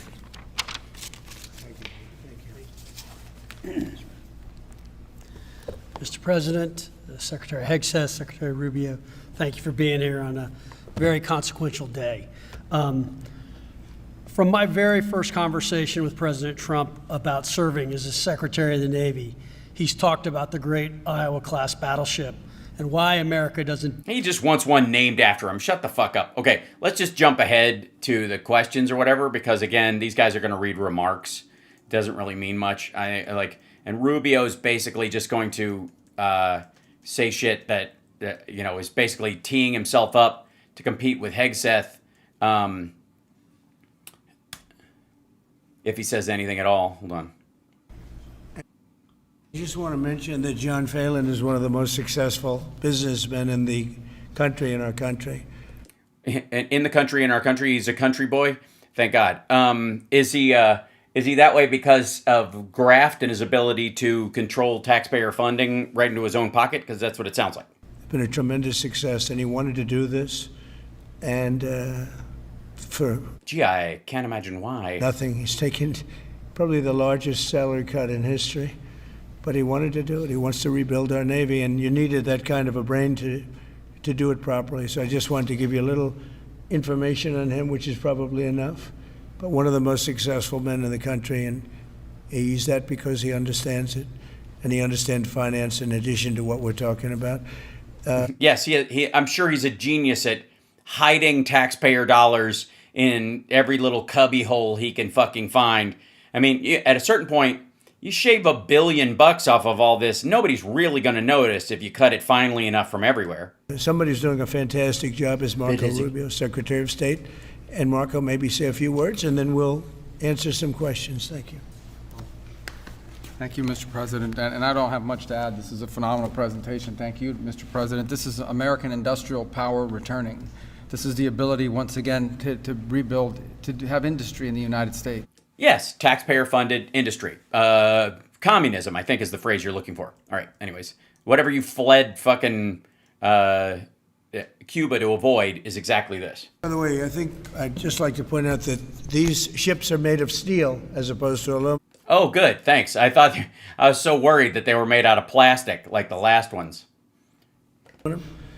It's a big difference, as you know. Battleships, the great battleships, had 6- and 7-inch steel hulls, and these are going to be likewise made out of very powerful steel. Our steel Thank God, the good steel, not that shitty steel. industry is coming back very strongly, by the way. It's coming back at record numbers, and we're going to be using them for the steel, but Right, so the industry's not coming back on its own through normal market forces. You are forcing it back through taxpayers funding and shoring up the industry itself, and then, of course, creating the contracts which the steel will be used for. So when are you going to announce the next, 5 big government building projects so that they can build, the new FBI headquarters or something like that using steel as well, so that we can just take taxpayer money and shore up all these industries during it and pretend it's all bootstrapping market dynamics. As opposed to an aluminum side, which, in all fairness, is not the same. You're right. It is, I'm fairly certain that steel and aluminum are different, but This is some bullshit. We see through it. oh my god, This is some bullshit. what an asshole. So, John, we're going with all steel, I understand. Then that's going And you know, I suggested gold, but you were saying something about water displacement and weight, which I lost consciousness to be during. something that people are surprised. More expensive, but not even comparable in terms of the importance and the strength. Yeah, please. What's your timetable for these first two ships, and do you see them as a Yeah, counter we'll to China? we're going to start almost immediately, and we'll probably talk in about 2.5 years. 2.5 years, right? That's exactly it. Like, these won't even be finished by the time. We need them immediately, along with the airplanes, and none of this shit's going to happen until his presidency is over. And what he means is this, because this isn't about his fucking presidency. This is about getting money spent that will end up in his pocket when he leaves. Don Jr., Eric, they're all going to buy stocks in these companies, or if they haven't already, and then they're going to, after next week, you watch. He's got this meeting with folks. He's going to shift one of the accounts from Boeing to somebody else, and they're going to invest in it. The family trust will magically invest in this, and in 3 years, there's going to be the fucking cost overruns and all this kind of stuff, and that money will go straight into their pocket. In terms of the mission, do you see it as a counter to China? Just a counter to everybody. Yeah, we're just countering everybody. We're at war with the world. Not China. We get along great with China. I have a great relationship with President Xi. And not China. It's just everybody. You don't know who comes along. Yeah, you never know. You know who the big countries are, but there could be a giant new country formed tomorrow that has an enormous navy that all of a sudden. But we just wanted peace through strength. Hopefully we never have to use them. But there will never be anything built like these. Right, because they're completely unnecessary for modern warfare. Think of it. Those. Yeah, you mean what happens after the first one is swarmed with drones the size of a hat box? Battleships are incredible. These have 100 times the power. Right. So fucking what? The power of what? If they've got a nuke instead of a regular artillery, that's just true. What difference does it make? You can do that with the fucking boats we have now. Think of that. I mean, and they were big and they were powerful. You know, I thought about taking some Oh, Jesus. that are in dry dock and changing them. And then when I said that, you know, if we did, would be about, we could increase, if we doubled them, they'd be at like just a tiny fraction of what one of these was. This is the new technology, which is incredible. So we decided pretty early on not to do that. Yeah, please. Mr. President, Julio Rosas with Most Peaceful Media. You just referenced the lower amount of illegal drugs that are coming by sea, and you just said that you're going to start that same program on land soon. Are you just referring to Venezuela, or are you referring to other countries? No, we're going to bomb Mexico, any Central America. We're building the technocracy that Elon Musk has dreamed of his whole life. Latin Anywhere America. drugs are pouring in. Anywhere. Just Don Jr.'s house. Not just Venezuela. No. Yes. Speaking of Venezuela, oil. What are we going to do with the oil that we have? Going to do with what? The oil that has been seized. The United States seized 1.9 million barrels of oil on December 10th. We're going to keep it. We're keeping it. Where's it? Are we going to sell it or put it in the strategic Maybe oil we'll sell reserve? it. Maybe we'll keep it. Maybe we'll use it in the strategic reserves. We're keeping it. We're keeping the ships also. Yeah, please. So we're just pirating now. About Venezuela, sir, have you spoken to American oil companies that have had their assets seized about what a post-Maduro Yes. Venezuela would mean for them, what coming back and restarting all operations? the big ones, yeah. I have. Yeah, please. What? Yeah, I talked to him. Yeah. You mean the oligarchs that run stuff behind the scenes that don't really give a shit who runs the thing because they actually run it. Buddies of Don Jr.'s. Yeah, I know who they are. I feel like this initiative was neglected for so many years, and does this come amidst the rising tensions between the U.S. and Venezuela? We're talking about with Venezuela? Yes. Well, you had a different kind of a president before me. They didn't mind being ripped off. They didn't mind being robbed. They didn't mind drugs pouring into our country. They didn't mind the jails of Venezuela and Trinidad being emptied into the U.S., where they take over Colorado and other places. I do mind. So you're going to, let me guess, you're going to bomb Colorado? So you had a different kind of a president, I hope. Right, one that obeyed our laws and international law, and would like, I guess, proof before we blow a ship out of the water? People are enjoying it because we've never been respected more than we are now. Yeah, please. Thank you. Thank you, Mr. President. Were you surprised by the number of photos of Bill Clinton in the Epstein files? And can you commit to their By full... what? And were you surprised by the number of photos of Bill Clinton in the Epstein files? No, because he took some of them. And can you commit to their full release by the end of the year? Some of the victims were protesting that too many of them were redacted. I know there are a lot of people that are angry about all of the pictures of other people, you know, but I think it's terrible. Look, I don't like I like Bill Clinton. I've always gotten along with Bill Clinton. I've been nice to him. He's been nice. Not as much as you liked Jeffrey Epstein, but sure. To me, we've always gotten along. Respect him. I hate to see photos come out of him, but this is what the Democrats, mostly Democrats, and a couple of bad Republicans are asking for. So they're giving their photos of me, too. Everybody was friendly with this guy. No, they weren't. Either friendly or not friendly, but they, you know, he was around. Yes, not friendly is a big fucking category. There's like close to 9 billion people in the not friendly category. And then there's like 70 of you fuckers. He was all over Palm Beach and other places. Yeah. Other places that were less than a 9-minute cab ride from your fucking house. The head of Harvard was his best friend, Larry Summers. And no, you were. Bill Clinton was a friend of his, but everybody was. Yeah, everybody was a friend of his, including you. I actually threw him out of Mar-a-Lago. Lie. And as a person that was in Mar-a-Lago, I threw him out. Mar-a-Lago, this is Mar-a-Lago. It's the hottest place I think it's the hottest place in the world, but it's the hottest place in Florida. Well, for corruption. And everybody would come. Also, what the fuck does that mean? I mean, he'd come here. We actually threw him out. But no, I don't like the pictures of Bill Clinton being shown. I don't like the pictures of other people being shown. I think it's yeah, I just only had them redact the ones with me in them. Terrible thing. I think Bill Clinton's a big boy. He can handle it. But you probably have pictures being exposed of other people that innocently met Jeffrey Epstein years ago, many years ago. Oh, boy. And they're, highly respected bankers and lawyers and others. Friends of yours. And they'll end up, because of guys like Massey, who's a real lowlife, whose polls are down to about 9. Wait, why would he be a fucking lowlife for wanting this shit out? And also, if those guys can explain themselves, why don't they? Percent, by the way, in the great state of Kentucky. If you look at Kentucky, Kentucky is such a great place, but I don't know. Has he ever been? They've got a couple of people in there that are very strange in terms of leadership, but Massey's a loser, and he likes it, and that he works with the Democrats. He's just being used by the Democrats, because what this whole thing is with Epstein is a way of trying to deflect from the tremendous success that the Republican Party has.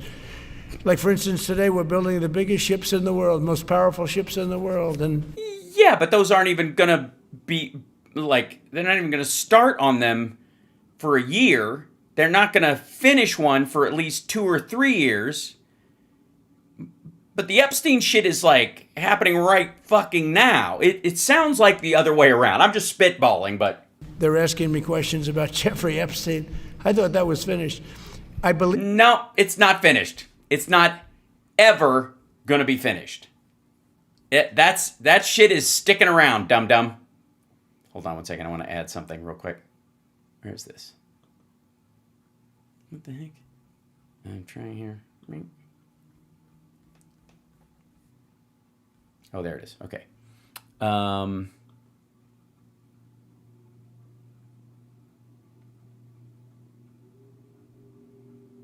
we go. Okay. Let's see. That should work. Okay. There we go. Excellent. Okay, here we go.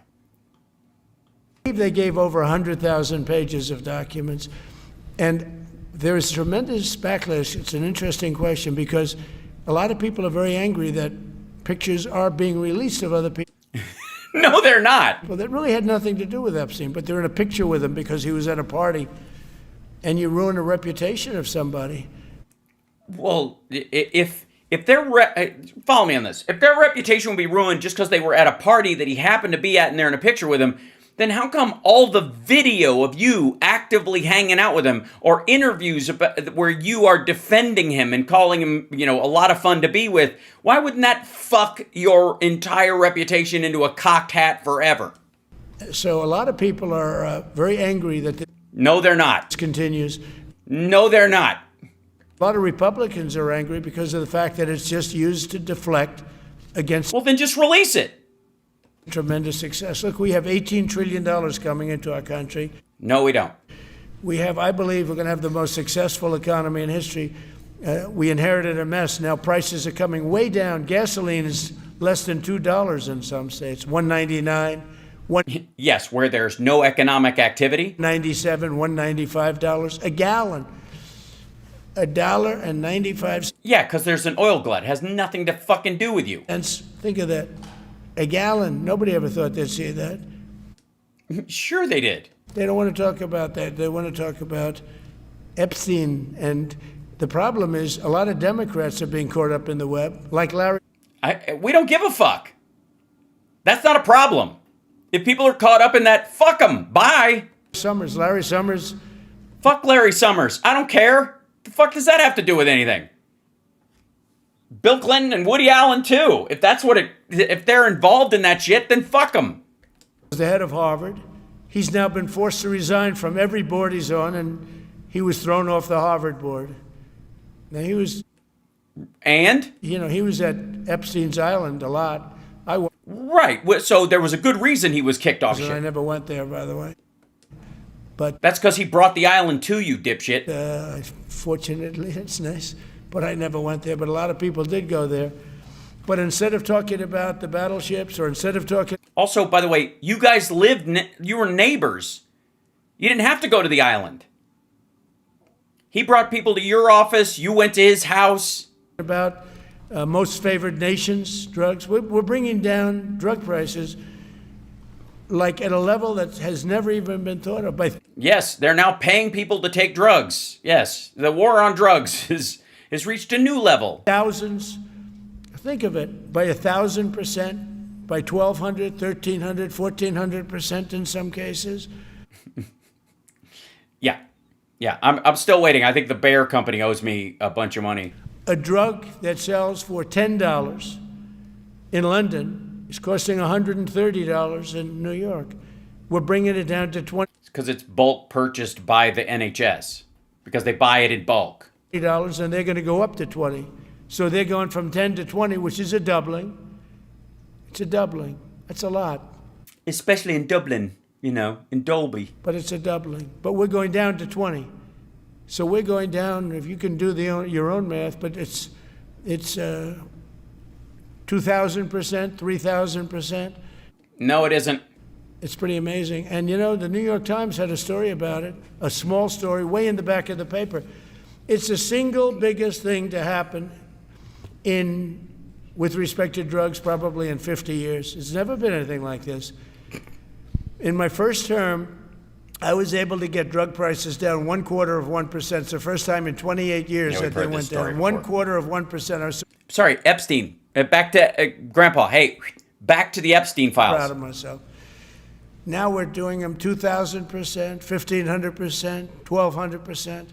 Umpteen trillion%. That pill that sold for $130 will now be selling, as an example, for $20. Because the rest of the world took advantage of us. Without tariffs, I could have never done it. I called up the heads of the countries. As an example, France, I spoke to a very good man, President Macron of France.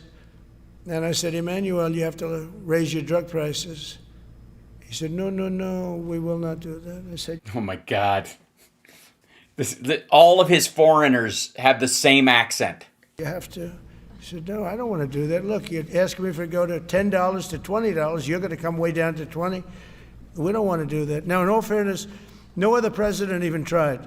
But if they did try, there was actually a fake story in stupid USA Today. I didn't even think they'd make it anymore. I haven't. But I saw a story where Biden was trying to do this. Biden never tried to do it. Biden didn't know he was alive. He never tried to do it. But it's weird he passed an infrastructure act and didn't even know he was alive. And the man was a multitasker. Taking it from $10 to 20, so he would say, and the other leader said the same thing. No, we won't do it. I said, no, you're going to do it. Yeah, they all said it with the same accent. 100%.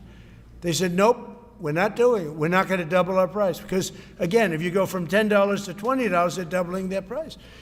We're coming down, though, from $130 to $20, because we're going to get the lowest drug prices in the world. Whatever the lowest price is called favored nations, we're going to have the lowest price. So I said, no, you're going to. No, I will not do this. No, really not to do this. I am from France. I'm not allowed to do this. Miyagi! I mean, s'il vous plaît. Politically, it's unacceptable. I said, Emmanuel, you're going to do it 100%. Please accept it now. Be nice. You're going to do it 100%. No, I will not. I said, yes, you are. He said, why do you It's a great conversation. This is fabulous. keep telling me I am when I'm not? Because if you don't do it, I'm going to put a 25% tariff on everything France sells into the United States of America. And that's approximately 20 times more than I'm asking for with respect to drug prices. He said, I see. I agree to do it. Every other country said the exact same thing. They all said, nope, I will not do it. I said, all right, on Monday morning, you'll have the 25% tariff, everything you sell. In the case of France, it was wine, champagne, cars, everything they sell. Everything. It's 25 to 30 times Champagne cars are the best, though. I really have to say. The ride is very bubbly. price of what we're talking about, at 25%. And when you open the door, it goes, foot. Every single country agreed. And that was the big problem. The drug companies were difficult, but fine. Because we have a certain control over the drug companies. We had no control over these foreign nations. So every single country has agreed to do this. So we will take that pill price down as an example. Talking about not just pills, we're talking about everything. So what pills were you on at Epstein Island? We'll take it down from $130 a pill down to $20 a pill. All right. And the rest So how many of these drugs are $20 a of the pill? world will take it from $10 a pill up to $20. It's the biggest thing ever to happen, and it's barely covered in the New York Times, because Yeah, because it hasn't actually happened. it's a fake newspaper, yeah. Mr. President, on shipbuilding, how is the administration plan to ensure that there's sufficient workforce availability as you're producing these ships? Could you speak up? How does the administration plan to ensure there is sufficient workforce availability as you're producing these ships? We're going to Enough have workers. we're going to have tremendous workforce availability. We're also Yes, we already have it. Workforce availability is something we've talked about a lot since she brought it up 10 seconds going to ago. have robots helping us. We're going to have a lot of robots We're going to have robots helping us. because we need it. We need a lot of robots. We're going to Elon Musk. We're going to buy a lot of robots from that guy. And because we're going to town, we're building a lot between the AI and the auto plants. So Yeah, these are basically big, giant warship vending machines. And then the ships will run themselves, and they'll have I'll sign a kill order, executive order, and then as soon as they plop in the ocean, they can just kill anybody that looks at them sideways. we're going to need robots. We're going to have robots. We are. Lots of robots. That's going to help us. We're going to have tremendous workforce. And Help me, robot. Help me, robot. Help me. What'd I tell you? Jobs. Wait, 1 second. What? What? Not jobs. No, not jobs. Okay. in order to operate you're always going to need people. Yes, to operate the ships. Obviously, we're not going to have robot seamen. Ugh. You know, you could have robots, but you're going to have to get somebody to start those robots, and you're going to have to Yeah, because they all have a big. Brrr, you got to pull start the fucker. improve the robots, but we're going to have robots. You do. How do you improve the robots? It's just you talk to them in a pleasant tone, or give them a reach around. What does it work? Factories plus manpower. So we're going to have enough. We're going to need the help of robots and other forms of. Okay, this is the contract part he's talking about. The people he's going to meet with are going to be the robot manufacturers. It's going to be the Figure 1 guys. It's going to be the digit folks. It's going to be the big industrial robot manufacturers as well. But one thing that's not going to be created by these giant, massive things is while it's spending a shit ton of U.S. taxpayer dollars, the jobs numbers will still suck. I guess you could say employment. No, you couldn't. Robots aren't employed or unemployed. They exist or don't exist. We're going to be employing a lot of artificial things, but the Yes, along with all the bullshit, I think is what you're talking. Bullshit. This is all bullshit. Is the phrase I think that we understand as part of this. If I may, just 1 second, that because taxpayer-funded bullshit.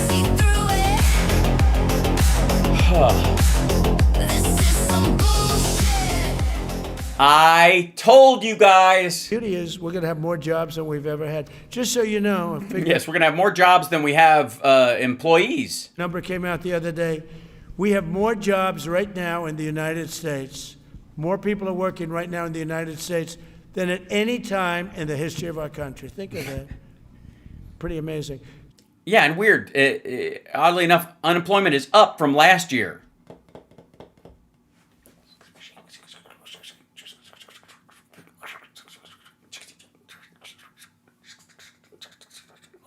Bullsigt. Okay, yeah.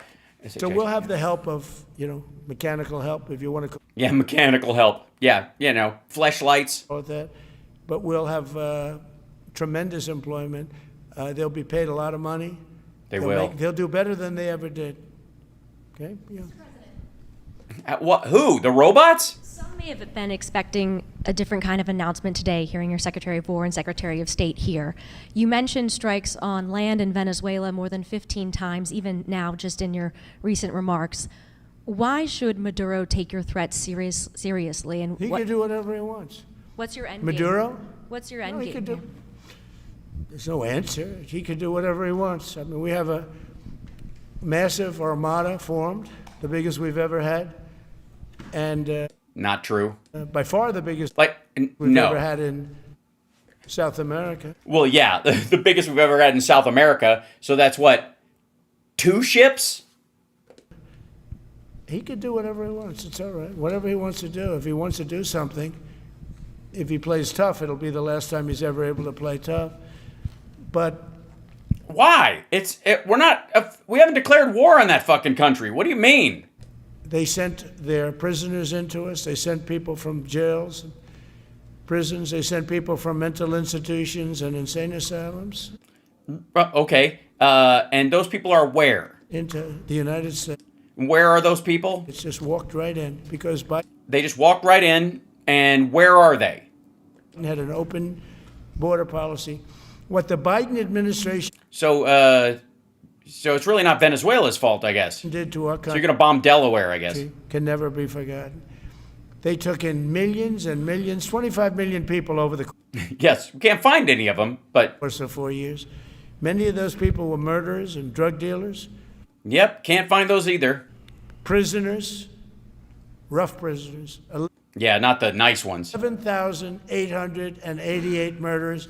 More than half of them killed more than one person. They came into our country.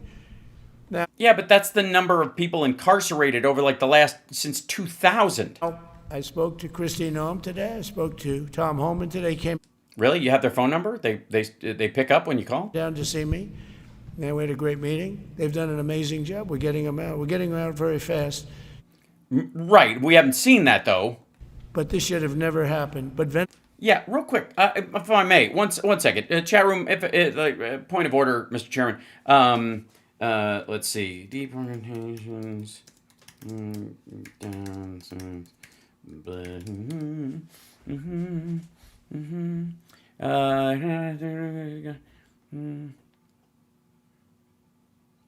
Let's see.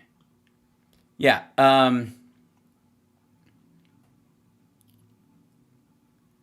Biden's 2024 removal numbers were higher than any single year during the first Trump administration.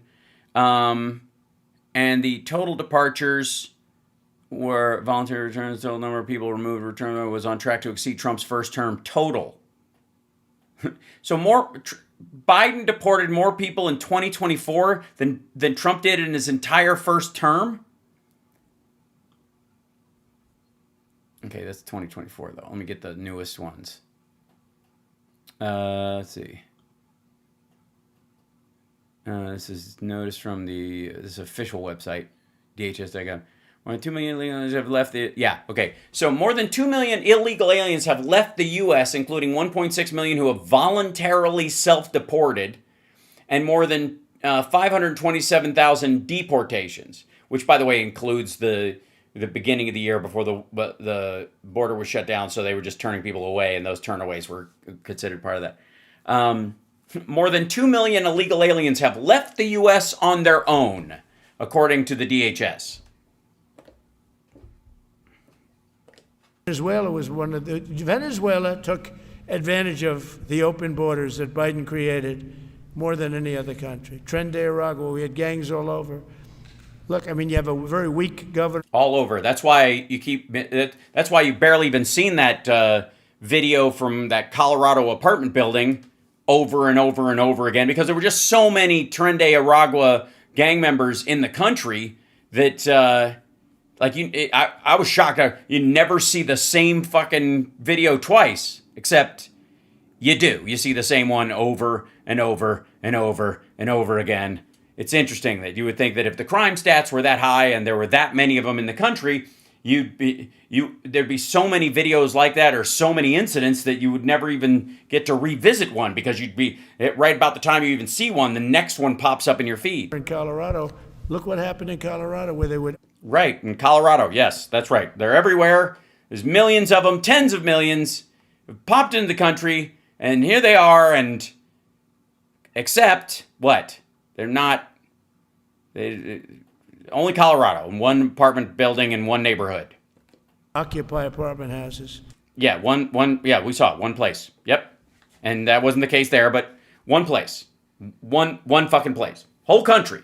Venezuela dumps all their people from their insane asylums and their mental institutions, obviously because they have a very robust mental health care system that they can distinguish between the two. They don't just have one catch-all, as it were, for all their white van recipients. And then both they have the prisons and jails. That bifurcation exists as well. They release all of them in the United States, and all three of them went to that one guy's apartment in Colorado.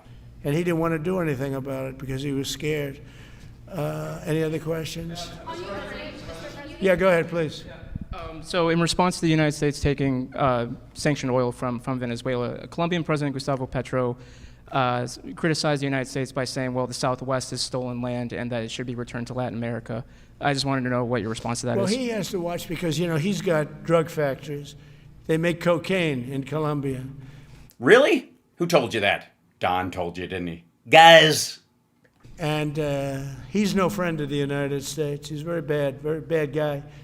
And he's got to watch his ass because he makes cocaine and they send it into the United States of America. He does? Does he have the recipe? Or from Colombia. It's just, I guess they teach it at school probably. We love the Colombian people. Uh-huh. I love the Colombian people. Don does. Great people, energy. Yes, the best mules, tourists. Smart, great. But their new leader is a troublemaker, and he better watch it. He better close up those cocaine factories. They have at least 3 major cocaine factories. 3? In Colombia? When did this start? You know where they are. He better close them up fast, yeah. By the way, it's made and sold into the United States. Comes through Mexico. Thank you, sir. You've named Governor Landry to be new special envoy to Greenland. Yeah. What do you see that role entailing, and is it still your intention that Greenland he called become me, part and of the U.S.? He viewed Louisiana, the Louisiana Purchase. He said, I'm governor of Louisiana. And he said, I didn't call him, he called me. He's very proactive. He's a great guy. Maybe I should call him and see if I can be ambassador to China. Deal guy. He's a deal maker type. They wouldn't like it. Guy. And we need it for national protection. We need Greenland for national protection. They have a national protection. Yes, it's the condom of the Atlantic. Very small population. And I don't know, they say Denmark, but Denmark has spent no money. They have no military protection. They say that They own it because it's theirs, not because they have to defend it. We're not going to invade it and fucking steal it. By the way, give it a shot, though. I mean, I hope no harm comes to the people of Greenland, but run that by MAGA that you want to invade a fucking country and take it by force. See how comfortable they are with that idea. Was there 300 years ago or something with a boat. Well, we were there with boats too, I'm sure. No, we weren't. So we'll have to work it all out. But he felt very strongly we need it for we need Greenland for national security. Well, then let's partner with them. We don't have to own it, you fucking idiot. Not for minerals. We have so many sites for minerals and oil and everything. We have more oil than any other country in the world. We need Greenland for national security. Technically, Venezuela allegedly has the biggest stores in the world. Weird. And if you take a look at Greenland, you look up and down the coast, you have Russian and Chinese ships all over the place. We need it for national security. Yeah, but that's because they're, stealing the fish. We have to have it. And he wanted to lead the charge. So we're making him, Marco, today, a special envoy to Greenland. Greenland's a big deal. Yeah. On the talks that took place this past weekend, and could a trilateral discussion of sort be the next step for Ukrainian, U.S., and Russian delegations? So the talks in Ukraine, Russia are going along. They lost, as you know, 27,000 soldiers last month, mostly soldiers. Same story. Some people in Kiev, etc. But mostly. Yeah, most of their soldiers aren't people. Soldiers. So. And the talks are going along. And I say that, there's tremendous hatred between these two leaders. Between President Putin, President Zelensky, tremendous hatred, and I hope we can get it done. We are talking. He talks about this like it's a personal beef. This is how oligarchs think. Going okay, but I've solved 8 wars. Horseshit. And Thailand is starting to shape up. They started with Cambodia. They started up again, but I think Marco. Did they? And by the way, How's Sudan going? Oh, right, you don't give a fuck. Have that in pretty good shape to have that stopped. So we stopped 8 wars. Nope. Also, the Gaza thing, Jesus Christ. Have you guys seen, I posted this the other day, the fucking Gaza thing? 1 second. This is fucking terrifying. Where is this shit? I think hold on. I think I saved it to something else. This,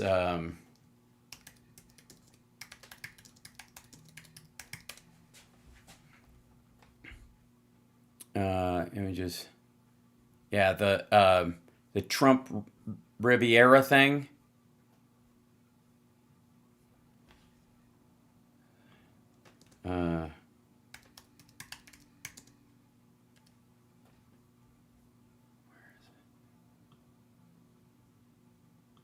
Yeah, here you go.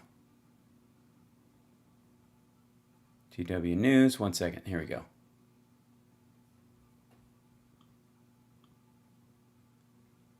Yeah, this is the image of shit that they've started putting forward. The plan reportedly developed by individuals involved with the controversial Gaza Humanitarian Foundation would turn the enclave into a trusteeship administered by the U.S. for at least 10 years, while it is transformed into a gleaming tourism resort and high-tech manufacturing and technology hub. These are the pictures that they have. This fucking AI-generated slop. Unbelievable. Well, I mean, completely fucking believable, because these, everywhere, Trump and his crowd go, it's a fucking grift. Which, of course, entails the Gazans to be removed permanently, never to return. That's the Gaza governance. Yeah, let's see if I can find the, because there was this one big slide that they released. Where is it? Let's see if they just show the slide. Silly. Yammer.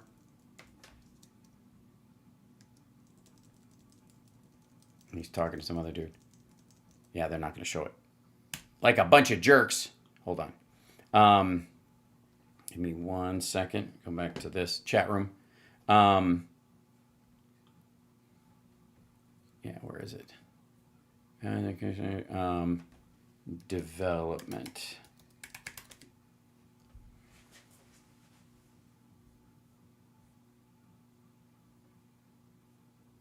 Where is that? Yeah, here it is. Project Sunrise. Holy shit. This business right here. This thing. Here you go. This is the image I was looking for. The Project Sunrise. Building a new and unified Gaza. Yeah. Sensitive, but unclassified. This is the Jared Kushner plan for the future of Gaza. With American money, by the way. We would pay about $40 billion to start this. Now, I know what you're thinking. Why wouldn't you do this to an American city for the same amount of money when you could do this? You can't hide money in an American city the way you can hide it in a place that you basically create from scratch.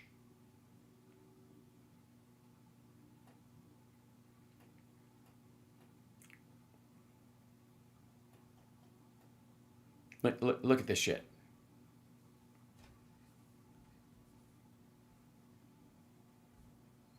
Just like fucking ridiculous. It looks like China Silk Road shit, like the fucking brochures that they put together. Unbelievable. And this was what was always going to happen.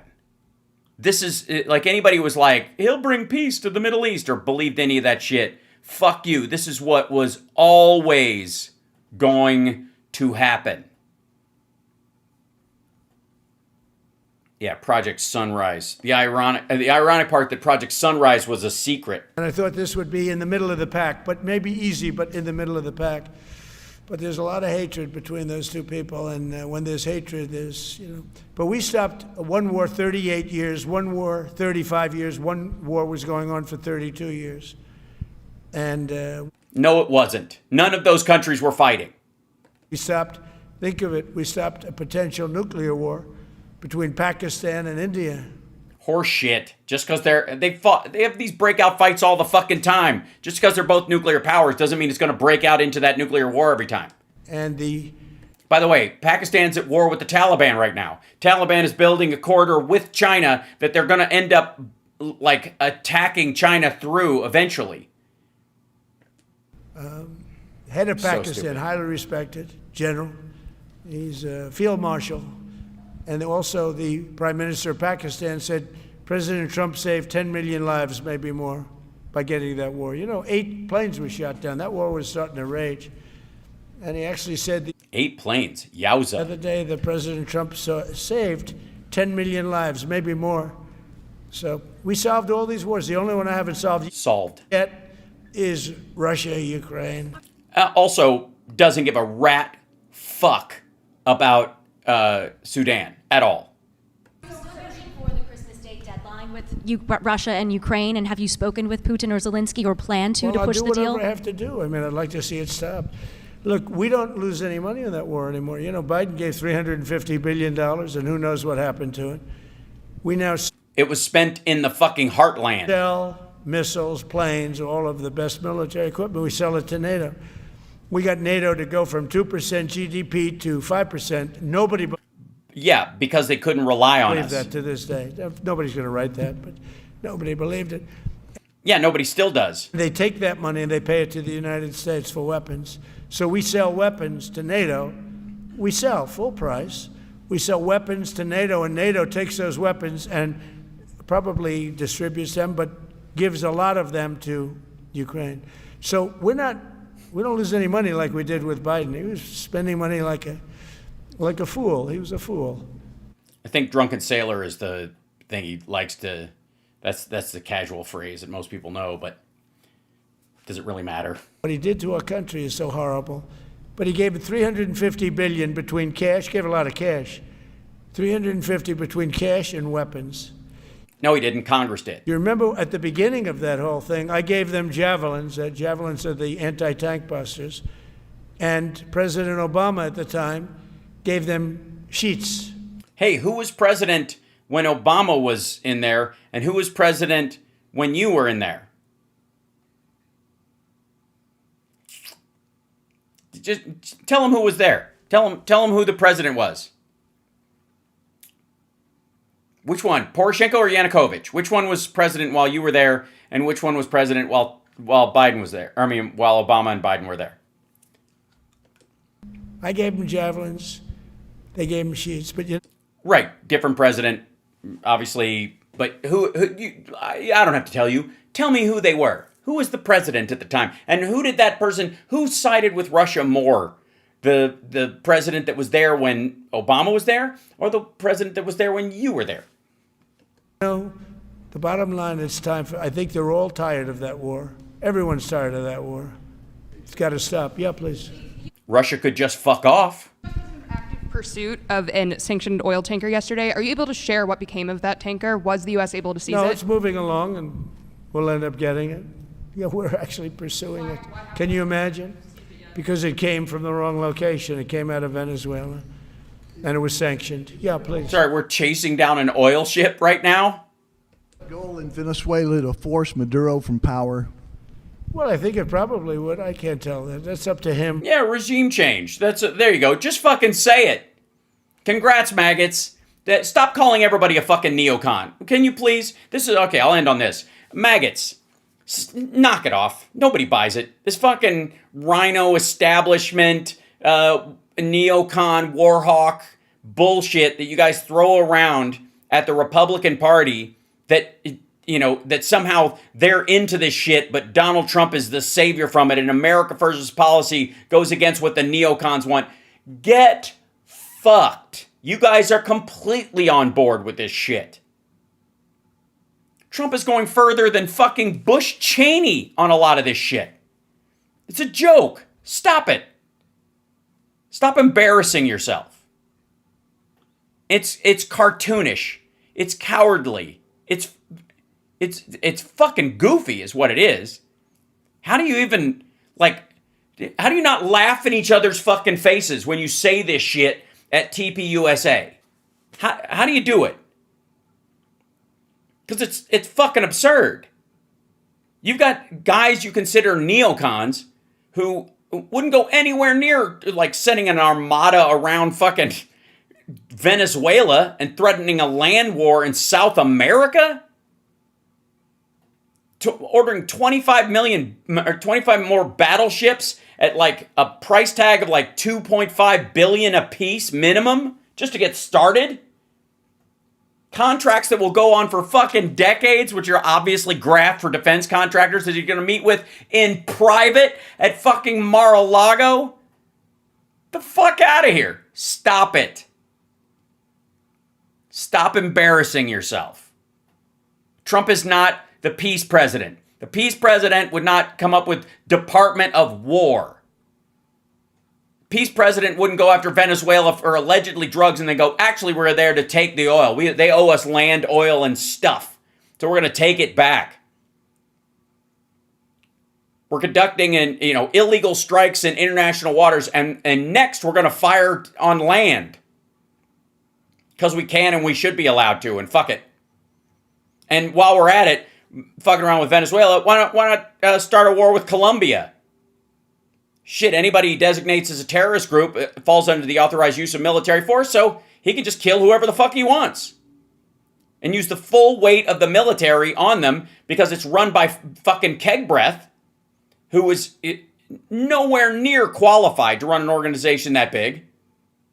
And the only reason he's even close to being able to do it is because Trump has removed all the rules of engagement. They don't give a fuck who they hit. So stop calling people neocons. Just stop it.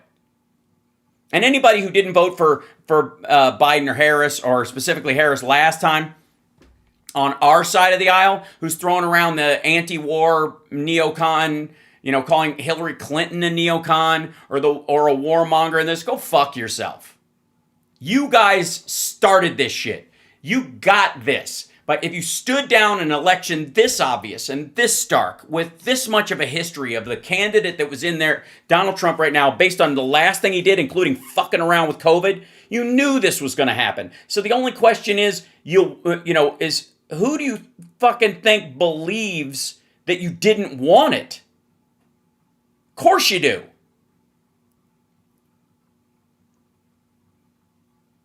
Yeah, Jimmy Dore thinks Trump is anti-war. Fucking Cenk Uygur thinks he's anti-war half the time. It's a fucking joke. Maggots think this. Like, Trump derangement syndrome might be a real thing, but it only exists in people who would actually support him. You'd have to be fucking deranged to think, I think he's going to be the peace president. I think he's going to do great things for the Palestinians in Gaza. What the fuck? So, pardon me, maggots and crusty lefty bullshitters, the faux-gressives. Pardon me while I call you out, but I will also give you a little bit of credit. I don't think you're this dumb. I don't think you're that gullible. I don't think you actually believe this. I think you want it.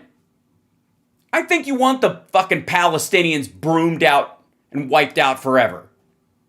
I think you want these big declarations of war. I think you want the end to our allied relationship. So either the government folds in on itself, or the Americans you hate end up dying of poverty. Whatever the fuck you think your purge has to look like. I'm giving you the benefit of the doubt. You didn't do this. You didn't support Trump or buy into his bullshit or go against Harris and Biden because you were stupid.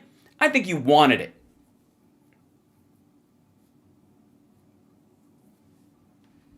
How about that? How about the Arabs for Trump changing their name to Arabs for peace? Bullshit. You were Arabs for ethnic cleansing. You think all Arabs? You think you're racist enough to think that all Arabs are on one side? You think there's no difference politically, religiously, geographically between Arabs? That they're all one big fucking group? And that there aren't schisms and splits in there, and that maybe one of the schisms might be the ones that can afford to move to a place like Michigan and get the fuck out of there, might want to look forward to a future where the Palestinians are broomed out of Gaza so they can move in there, they can develop the land. So they knew Trump would fuck those people out of everything they have. Again, I'm giving these people fucking credit. I don't think they're dumb.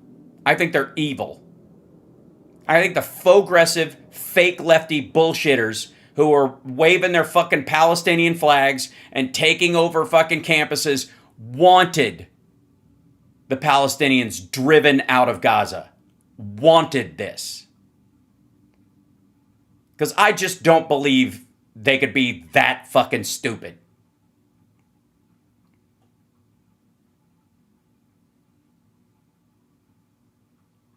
Period. No. I don't think you were tricked. I think you got exactly what you wanted out of this. So, none of us buy it anymore.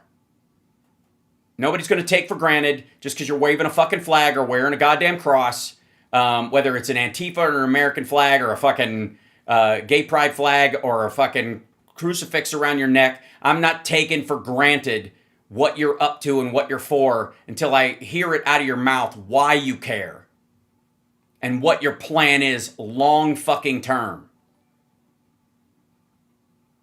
Enough already. I don't know why some of these motherfuckers, these like alleged Antifa authoritarian pricks, who really just want anarchy because they don't give a fuck what happens to poor people or people who need health care or people who are in college or any of that kind of shit. They just think, the system will burn down, man. Power to the people. And then they don't give a... The reason they can say that is because they live with their fucking parents and they spend every night behind the, on the warm side of a bay fucking window. In the same way, Don Jr. doesn't give a rat fuck about the, red state maggots. He's never going to run into them at a fucking country club. They smoke weed. He snorts coke. It's a different class of people. So no, I'm not going to take it for granted. I'm not going to assume that you're on the team just because you wear the right fucking hat or shirt. That's something maggots do.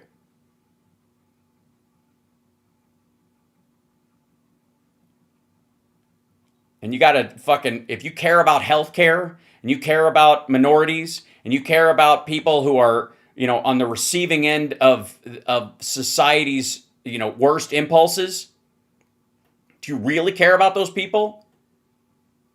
And then you come out every other election going, I don't know. I don't buy it anymore. I don't fucking buy it. If you're not committed to the long-term project of this and aren't willing to like take every step necessary and respect the fact that any progress, even imperfect progress, is better than sliding back into authoritarian, sexist, racist, bigoted, fucking oligarchical, like robber baron bullshit, which is what Trump and them want, actively want. They're proud of it. This isn't like a president you can have a fucking beer with. He's bragging about it. So at a certain point, I got to give you guys credit. I can't say you're stupid. I'm not going to allow you to go, like, we didn't vote for this or we were gullible. No, you voted for all of this. And if you didn't vote, you voted for all of this. And if you voted a third party, you voted for all of this. And I don't want to hear you bitching about, oh my God, a child with cancer was ripped out of her mother's arms and deported. Because this is what you wanted. You weren't suckered. It wasn't an accident. Stop bullshitting us. You meant this to happen. This is what you want. And that's me, like I said, giving you the benefit of the fucking doubt. At the very least, I'm not calling you stupid. I'm giving you enough intellectual credit to be evil. Because in a battle between the quote-unquote lesser of two evils, you chose more evil. Active evil. You shit on the guy who wanted to do the cancer moonshot and put in Putin's best friend, Jeffrey Epstein's best friend, Roy Cohn's best friend. It wasn't an accident.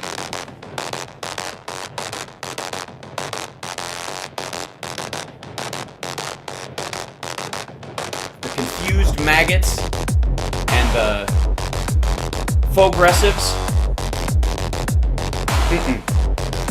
I don't buy it. The screen glows bright with a crooked smile. Words spill out.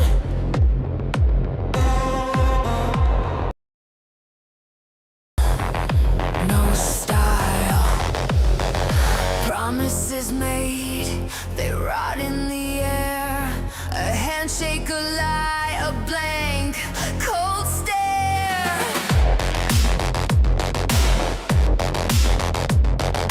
Puppets dance, the strings are tight. Shadows whisper in the dead of night. Bullshit! Bullshit! This is some bullshit. That's really cool, by the way. We see through it. This is some bullshit. Negative function. Can't undo it. He's a genius, see?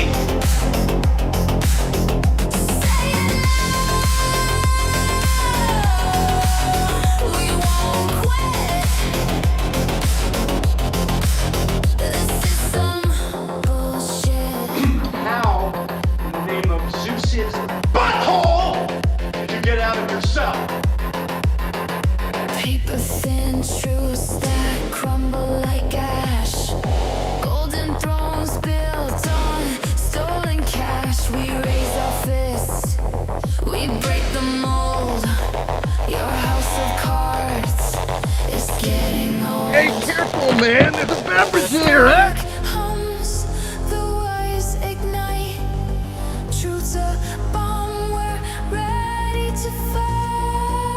Hello there.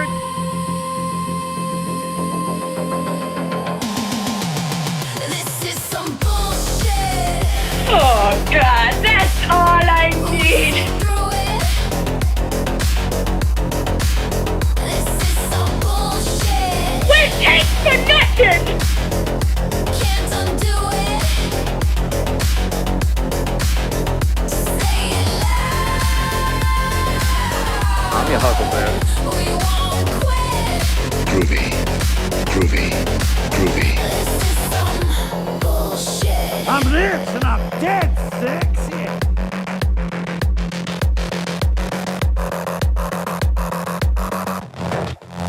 Something strange happened to me this morning. Was it a dream where you see yourself standing in sort of sun god robes on a pyramid with 1,000 naked women screaming and throwing little pickles at you? No. Am I the only person that has that dream?